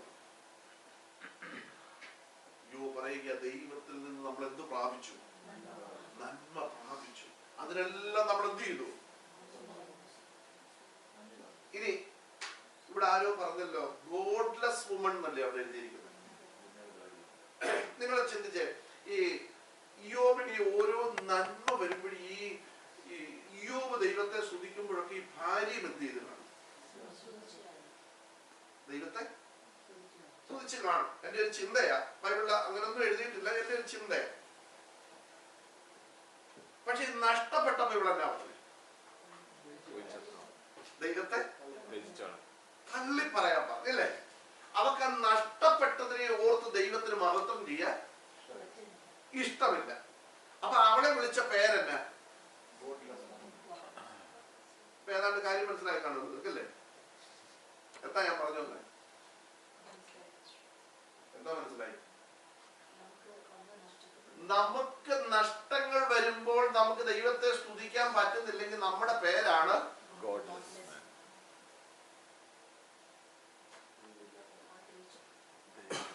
ദൈവമില്ലാത്തത്.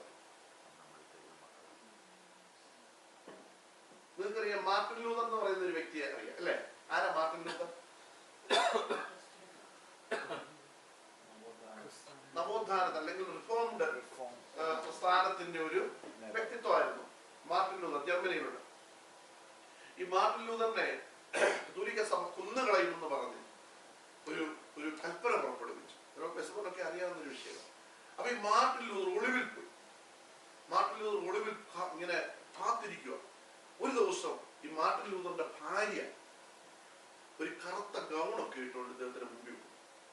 അപ്പൊ അന്ന് ഈ കറുത്ത ഗൗൺ ഇട്ടുകൊണ്ട് വരിക എന്ന് പറയുന്ന ഭർത്താവ് മരിച്ചുപോയ സമയത്താണ്. അപ്പൊ മാർട്ടിൻ ലൂതർ ചോദിച്ചു, നീ എന്നെ ഈ കറുത്ത ഗൗണൊക്കെ ഇട്ടുകൊണ്ട് വന്നിരിക്കുന്നത്, ഞാനിവിടെ ജീവനോട്ട് ഇരിക്കുമല്ലേ? അദ്ദേഹം പറഞ്ഞില്ല, എന്റെ മാർട്ടിൻ ലൂതർ എന്ത് ചെയ്യുന്നു, മരിച്ചുപോയിരുന്നു. അതെന്നാന്ന് ചോദിച്ചു. ഞാൻ പറഞ്ഞു, നീ ഇപ്പൊ എവിടെ ഇരിക്കുന്നേ? ഒളിവിലിരിക്കുക. നിനക്ക് ധൈര്യമില്ല, നീ മരിച്ചുപോയി.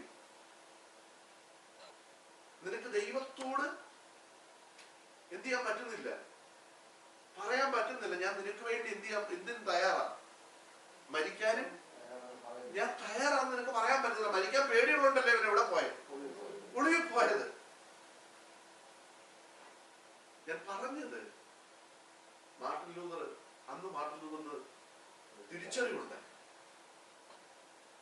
ഞാൻ പറഞ്ഞത്, ദൈവമേ, എന്റെ ജീവിതത്തിൽ അങ്ങ് പ്രതീക്ഷിച്ചത് അല്ലെങ്കിൽ ഞാൻ പ്രതീക്ഷിച്ചതിന് വിപരീതമായിട്ടാണ് അങ്ങ് എന്റെ ജീവിതത്തിൽ ചെയ്തതെങ്കിലും അതിനും ഞാൻ നന്ദി പറയുന്നു എന്ന് പറയണമെങ്കിൽ സ്പിരിച്വൽ ഇമ്മ്യൂണിറ്റി പോലെ നമുക്ക് വേണം. മനസ്സിലായോ? അത് കൈയടിച്ചാൽ കിട്ടുന്നതല്ല.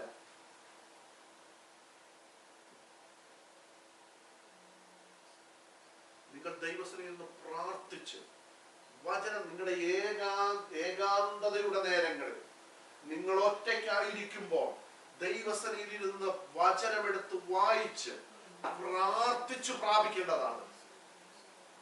മനസ്സിലായോ?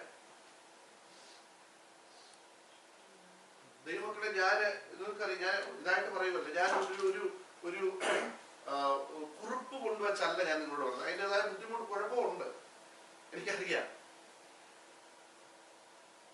ഓരോ ദിവസവും ദൈവസന്നിധിയിൽ നിന്ന് പ്രാർത്ഥിച്ച് ബൈബിൾ വായിക്കുന്നതിനപ്പുറത്ത് പ്രാർത്ഥിച്ച് വന്ന് നിങ്ങളോട് ദൂത് പറയുമ്പോൾ, ദൈവമക്കളെ, നിങ്ങൾ അത് ഏറ്റെടുക്കാതെ പോയാൽ X or Y ഒരു പാസ്റ്റർക്കും അതിനെക്കുറിച്ച് ഒരു കുഴപ്പം വരത്തില്ല. ഞാൻ പറഞ്ഞല്ലോ, അന്ത്രയോസ് യേശുവിനെ കണ്ടത് എന്തിനാ? എനിക്കിവിടെ പറഞ്ഞു തന്നു. അന്ത്രയോസ് യേശുവിനെ കണ്ടത് എന്ത് കണ്ടോണ്ടാണ്? അത്ഭുതം കണ്ടോണ്ടാണോ? ആണോ? അന്നോ മതി. അന്ത്രയോസ് ആരെ? ഇനി അവരെ ചോദിക്കട്ടെ, അന്ത്രയോസ് യേശുവിനെ കണ്ടേക്കണമെന്ന് ചോദിക്കുമ്പോ എനിക്ക് നോക്കിയിരിക്കുന്നു. അന്ത്രയോസ് ആരാ? യേശുവിന്റെ ശിഷ്യൻ. ഇച്ചൂടെ പറഞ്ഞാല് പത്രോസിന്റെ സഹോദരൻ അല്ലെ? ഈ അന്ത്രയോസ് ആദ്യം യേശുവിനെ കണ്ട് അല്ലേ? അന്ത്രയോസ് യേശുവിന്റെ അത്ഭുതമോ യേശു മറ്റ് വലിയ ഈ ഭൗതിക വിഷയങ്ങളൊന്നും കണ്ടിട്ടല്ല അന്ത്രയോസ് വന്നത്. ഞാൻ പറഞ്ഞത് എവിടെ പറഞ്ഞാണ്, ഞാൻ ആ വിഷയത്തിൽ കടക്കുന്നില്ല. അന്ത്രയോസിനെ പോലെ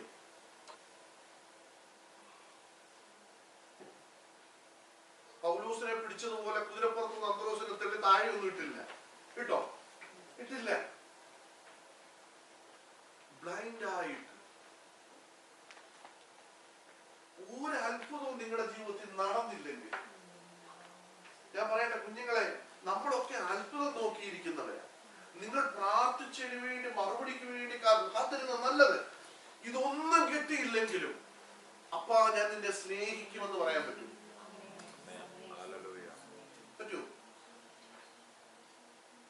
എനിക്കൊന്നും കിട്ടിയില്ല, ഞാൻ പ്രാർത്ഥിച്ചതൊന്നും നടന്നില്ല, എന്നാലും അപ്പാ ഞാൻ നിന്നെ സ്നേഹിക്കുന്നു, നിന്നെ വിട്ട് ഞാൻ പോകത്തില്ലെന്ന് പറയാൻ പറ്റൂ? അവരെയാ കർത്താവിന് വേണ്ടത്. മനസ്സിലായോ? നമ്മൾ ചെറിയൊരു വിഷയം വരുമ്പോഴേ നമ്മൾ തളർന്നു പോവാ. ചോദിച്ചാൽ, ഒരു പനി സൈഡിൽ കൂടെ പോകുമ്പോൾ നമുക്ക് കയറി പിടിക്കുന്നെങ്കിൽ അതിന്റെ അർത്ഥം എന്നാ? നമുക്ക് എന്തില്ല? നമുക്ക് ഇമ്മ്യൂണിറ്റി ഇല്ല. ഒരു ചെറിയ വിഷയം വരുമ്പോഴേ തളർന്ന് ഇന്ന് ഞാൻ ഇനി ആരാധിക്കുന്നില്ല, ഇന്ന് പ്രാർത്ഥിക്കുന്നില്ല, ഇന്ന് ഇനി ബൈബിള് ഇത് വായിച്ചിട്ട് ഒരു കാര്യവും ഇല്ല എന്ന് പറയുന്നെങ്കിൽ നമുക്ക് എന്തില്ല? ഇമ്മ്യൂണിറ്റി പവർ എന്ന് പറഞ്ഞ സ്പിരിച്വൽ ഇമ്മ്യൂണിറ്റി പവർ നമുക്ക് ഇല്ലാത്തത് കൊണ്ടാണ്. മനസ്സിലായോ? ഞാൻ ചോദിക്കട്ടെ ദൈവമക്കളെ, അപ്പാ ഞാൻ നിന്നെ സ്നേഹിക്കുന്നു. ഇവിടെ നമ്മൾ വായിച്ചു എബ്രായ ലേഖനത്തിൽ ജഡപ്രകാരമുള്ള പിതാക്കന്മാര് മക്കളെ എന്ത് ചെയ്തായിരുന്നു? ശിക്ഷിച്ചിരുന്നു. ഇല്ലേ? നമ്മളിവിടെ വായിച്ചത് 12-ാം അധ്യായത്തിൽ അതിന്റെ നിങ്ങൾ വാദശിക്ഷ കഴിച്ചാൽ ദൈവം മക്കളോട് എന്നോട് പെരുമാറുന്നു. അപ്പൻ ശിക്ഷിക്കാത്ത മകൻ എവിടെയുള്ളൂ? 9-ാം വാക്യം, നമ്മുടെ ജനസംബന്ധമായ പിതാക്കന്മാർ നമ്മെ ശിക്ഷിച്ചപ്പോൾ നാം അവരെ വണങ്ങിപ്പോകുന്നുവല്ലോ. ആത്മാക്കളുടെ പിതാവിനെ ഏറ്റവും അധികമായി കീഴടങ്ങി ജീവിക്കേണ്ടതല്ലയോ? അവർ ശിക്ഷിച്ചത് കുറെ കാലവും നമ്മൾക്ക് ബോധിച്ച പ്രകാരവും അത്രേ. അവനോ നാം അവന്റെ വിശുദ്ധി പ്രാപിക്കേണ്ടതിന് നമ്മുടെ ഗുണത്തിനായി തന്നെ ശിക്ഷിക്കുന്നു. മതി, കണ്ടോ? അപ്പം കർത്താവ് നമ്മെ ശിക്ഷിക്കുന്നുണ്ടെങ്കിൽ അത് ഗുണത്തിന്. എന്ത് ഗുണത്തിന്? അവിടെ എഴുതിയിട്ടുണ്ട്, അവന്റെ വിശുദ്ധി അങ്ങനെ എഴുതിയിരിക്കുന്നത് പ്രാപിക്കേണ്ടതിന്. ഒന്ന് വായിച്ച വാക്യം. കേട്ടോ? നാം അവന്റെ വിശുദ്ധി പ്രാപിക്കേണ്ടതിന് നമ്മുടെ ഗുണത്തിനായി തന്നെ ശിക്ഷിക്കുന്നു. കണ്ടോ? നാം ആരായി മാറണമെന്നാ കർത്താവ് ആഗ്രഹിക്കുന്നത്? വിശുദ്ധരായി തീരണം. മനസ്സിലായ മക്കളെ ഞാൻ പറഞ്ഞത്? അപ്പൊ കർത്താവ് നമ്മളെ ശിക്ഷിക്കുന്നത് എന്തിനാ? നാം അവന്റെ വിശുദ്ധി, അങ്ങനല്ലേ എഴുതിയിരിക്കുന്നത്? കണ്ടോ? നാം അവന്റെ വിശുദ്ധി. ശ്രദ്ധിക്കണം, അവനോ എന്ന് പറഞ്ഞ ആരാ? ഈ അവനോ എന്ന് എഴുതിയിരിക്കുന്ന ആരാ? അവനോ. ഒന്നുകൂടെ ശ്രദ്ധിച്ച്, അവനോ എന്ന് പറഞ്ഞേക്കുന്ന ആരെയാ? കർത്താവിനെ. കോമായിട്ടിട്ട് പറയുക, അവനോ നാം അവന്റെ വിശുദ്ധി പ്രാപിക്കേണ്ടതിന് നമ്മുടെ ഗുണത്തിനായി തന്നെ. ശ്രദ്ധിച്ചേ, ഈ കർത്താവ് നമ്മെ ശിക്ഷിച്ചു പറയുക, അവന്റെ വിശുദ്ധി പ്രാപിക്കേണ്ടതിന് നമ്മുടെ ഗുണത്തിനായി ശിക്ഷിക്കുന്നത്. അതെന്നെ ഈ നമ്മുടെ ഗുണത്തിനായി ശിക്ഷിച്ചു എന്ന് പറഞ്ഞ തന്നെ നമ്മൾ അവിടെ പോകണമെങ്കിൽ എന്തോ വേണം? ഈ വിശുദ്ധി വേണം. അപ്പൊ ഇത് ആർക്കാ ഗുണം? അതുകൊണ്ട് നമുക്കാ ഗുണം. കുഞ്ഞുങ്ങളെ ഞാൻ പറയുന്നത് മനസ്സിലാവുന്നുണ്ടോ?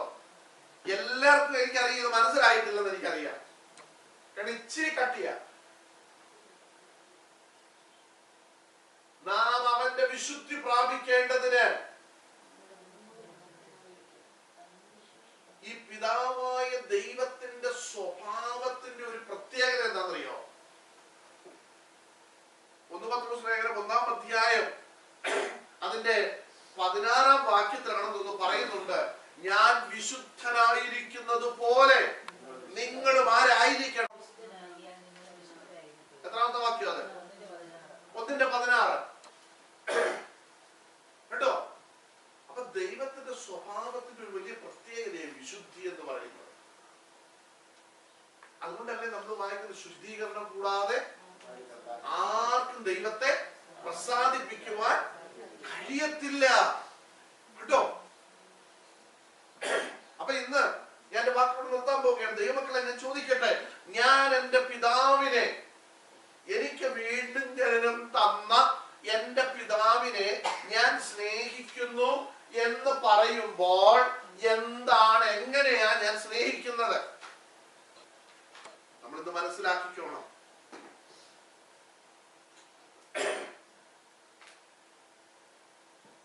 ഇത് പകൽക്കാലം ദൈവമക്കളെ, ജഡത്തിൽ നിന്ന് ജനിച്ചതെല്ലാം എന്താ? ജഡമാണ്. ആത്മാവിൽ നിന്ന് ജനിച്ചതൊക്കെ ആത്മാവാകുന്നു. കണ്ടോ? ശ്രദ്ധിച്ചോണം. ആത്മാവിൽ നിന്നുള്ള ജനനം നമുക്കുണ്ടാകുന്നില്ലെങ്കിൽ നമ്മൾ എത്ര വർഷം പെന്തിക്കോസ്ത് സഭയിൽ പോയെന്നുള്ളതല്ല, എത്ര വർഷം കൈയടിച്ചു എന്നുള്ളതല്ല, വീണ്ടും ജനനം പ്രാപിക്കാത്തിടത്തോളം കാലം ആത്മാവിന്റെ സ്വഭാവം നമ്മിൽ നിന്ന് വെളിപ്പെടാൻ കഴിയാതിരിക്കുന്നുവെങ്കിൽ ദൈവമക്കളെ നിത്യതയിൽ നമുക്ക് എത്താൻ കഴിയത്തില്ല. മനസ്സിലായോ? നമ്മുടെ ജീവിതത്തിൽ വരുന്ന അങ്ങനെ ആ ഒരു ജനനം വന്നു കഴിയുമ്പോൾ ഈ നമുക്ക് അപ്പന്റെ സ്വഭാവം പിടിക്കും. പറഞ്ഞ മനസ്സിലായോ? ഈ ലോകപ്രകാരമുള്ള നമ്മുടെ അപ്പന്റെ സ്വഭാവം നമുക്കെല്ലാം അറിയത്തില്ല. അറിയാമോ? നിങ്ങൾ എത്ര പേർക്ക് നിങ്ങളുടെ അപ്പന്റെ സ്വഭാവം അറിയാം? നിങ്ങളുടെ പപ്പാമാരുടെ സ്വഭാവം അറിയാം? റോജാൻ പറഞ്ഞു, വെളി വെച്ച് കണ്ടാൽ പോലും എന്ത് ചെയ്യാൻ പറ്റത്തില്ല. സ്വഭാവം മനസ്സിലാവുന്നുണ്ടോ? അല്ലേ? ഇനി ഒന്ന് ഓർത്ത് നോക്കിയാൽ റോജാൻ പറഞ്ഞ ഉദാഹരണമായിട്ട് ഞാൻ നിങ്ങളോട് പറയാം. റോജാൻ പറഞ്ഞു, വെളി വെച്ച് കണ്ടാൽ എന്ത് ചെയ്യാൻ പറ്റത്തില്ല, സംസാരിക്കാൻ പോലും പറ്റില്ല. റോജാൻ വിചാരിക്കാം എന്നാലും സംസാരിച്ചിട്ടേ ഉള്ളൂ, സംസാരിച്ച് അങ്ങനെ ഇരിക്കും.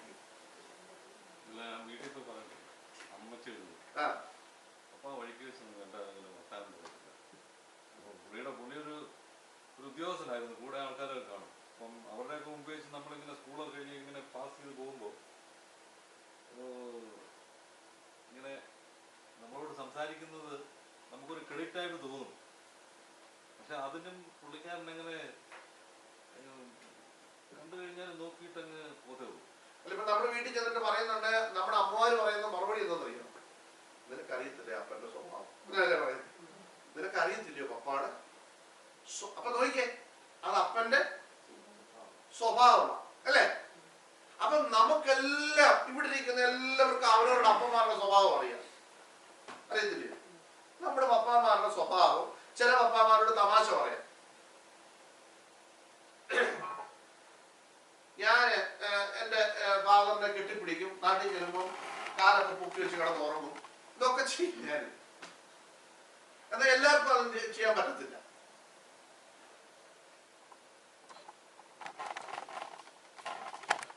അപ്പൊ ഓരോ രീതിയിലാണ് ഓരോ അപ്പന്മാരുടെ സ്വഭാവം. അത് ആർക്കേ അറിയത്തുള്ളൂ, മക്കൾക്കേ അറിയത്തുള്ളൂ. അതനുസരിച്ച് നമ്മൾ എന്ത് ചെയ്യും? നിൽക്കും. ഒരു ഡിസ്റ്റൻസ് ഒക്കെ ഇട്ട് നമ്മൾ നിൽക്കും. ഞാൻ ചോദിക്കട്ടെ, നമ്മുടെ പിതാവായ ദൈവത്തിന്റെ സ്വഭാവം ഇതുവരെ നമുക്ക് മനസ്സിലായിട്ടുണ്ടോ? നമ്മൾ ആത്മാവിൽ ജനിച്ചു, ദൈവത്തിൽ ജനിച്ചു എന്നൊക്കെ നമ്മൾ വായിച്ചു. യോഹന്നാന്റെ സുവിശേഷത്തിൽ നമ്മൾ വായിച്ചു, അവർ ദൈവത്തിൽ നിന്നത്രേ ജനിച്ചത്, അല്ലെ? അല്ലേ വായിച്ചേ? നിക്കോദിമോസിന്റെ വിഷയം വന്നപ്പോൾ പറഞ്ഞു, അവർ ആത്മാവിൽ നിന്നാണ് എന്ത് ചെയ്യുന്നത്? ജനിച്ചത്. ഇതൊക്കെ പറയുന്നു. ഞാൻ ചോദിക്കട്ടെ, നമ്മള് ദൈവത്തിൽ നിന്ന് ജനിച്ചു, വീണ്ടും ജനനം പ്രാപിച്ചു എന്നൊക്കെ പറയുമ്പോ നമ്മുടെ പിതാവായ ദൈവത്തിന്റെ സ്വഭാവം നമുക്ക് മനസ്സിലായിട്ടുണ്ടോ? നമുക്ക് തിരിച്ചറിയാൻ കഴിഞ്ഞിട്ടുണ്ടോ? നമുക്ക് ഇതുവരെ കഴിഞ്ഞിട്ടില്ല. അതിന്റെ അർത്ഥം ജനിച്ചു ഒക്കെ ശരിയാ, പക്ഷെ നമ്മളും പിതാവുമായിട്ട് അത്ര അടുപ്പമൊന്നുമില്ല.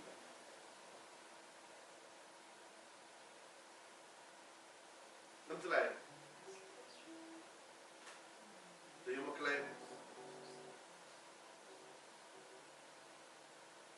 നമ്മൾ ചിന്തിക്കാത്ത സമയത്ത് നമ്മളോട് ഒത്തിരി കരുണ കാണിച്ച ദൈവമാണ് നമ്മുടെ ദൈവം. നിങ്ങളുടെ ഭൗതികമായ വിഷയം തന്നെ നിങ്ങളെടുത്ത് നോക്കിയാൽ മതി. നമ്മൾ ചിന്തിക്കാത്ത സമയത്ത് പലതും നമുക്ക് വേണ്ടി തന്നിട്ടുണ്ട്. പക്ഷെ ഞാൻ ചോദിക്കട്ടെ, നമ്മൾ എത്ര ഈ പിതാവിനെ സ്നേഹിക്കുന്നുണ്ട്? പൗലോസ് പറഞ്ഞു,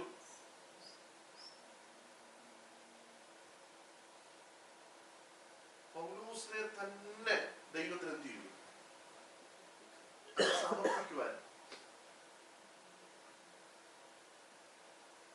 പൗലോസ് പറഞ്ഞു, എന്റെ നിര്യാണ കാലം അടുത്തിരിക്കുന്നു, ഇപ്പോൾ തന്നെ ഞാൻ എങ്ങനെയാ പോവുക?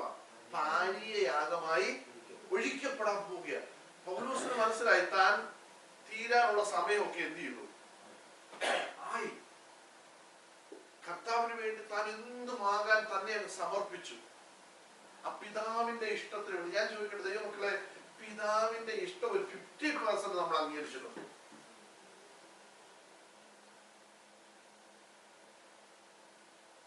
ഞാൻ ചോദിക്കുന്നത് 100% വേണ്ട, 50%. നമ്മൾ ദൈവത്തിൽ ജനിച്ചു, വീണ്ടും ജന്മം പ്രാപിച്ചു എന്നൊക്കെ പറയുമ്പോൾ നമ്മുടെ പിതാവിന്റെ ഇഷ്ടത്തിന് 50% നമ്മൾ എഗ്രി ആയിട്ടുണ്ടോ? എന്താ പറയുക? ആയിട്ടില്ല. നമുക്ക് പലപ്പോഴും ഇന്ന് പകൽക്കാലം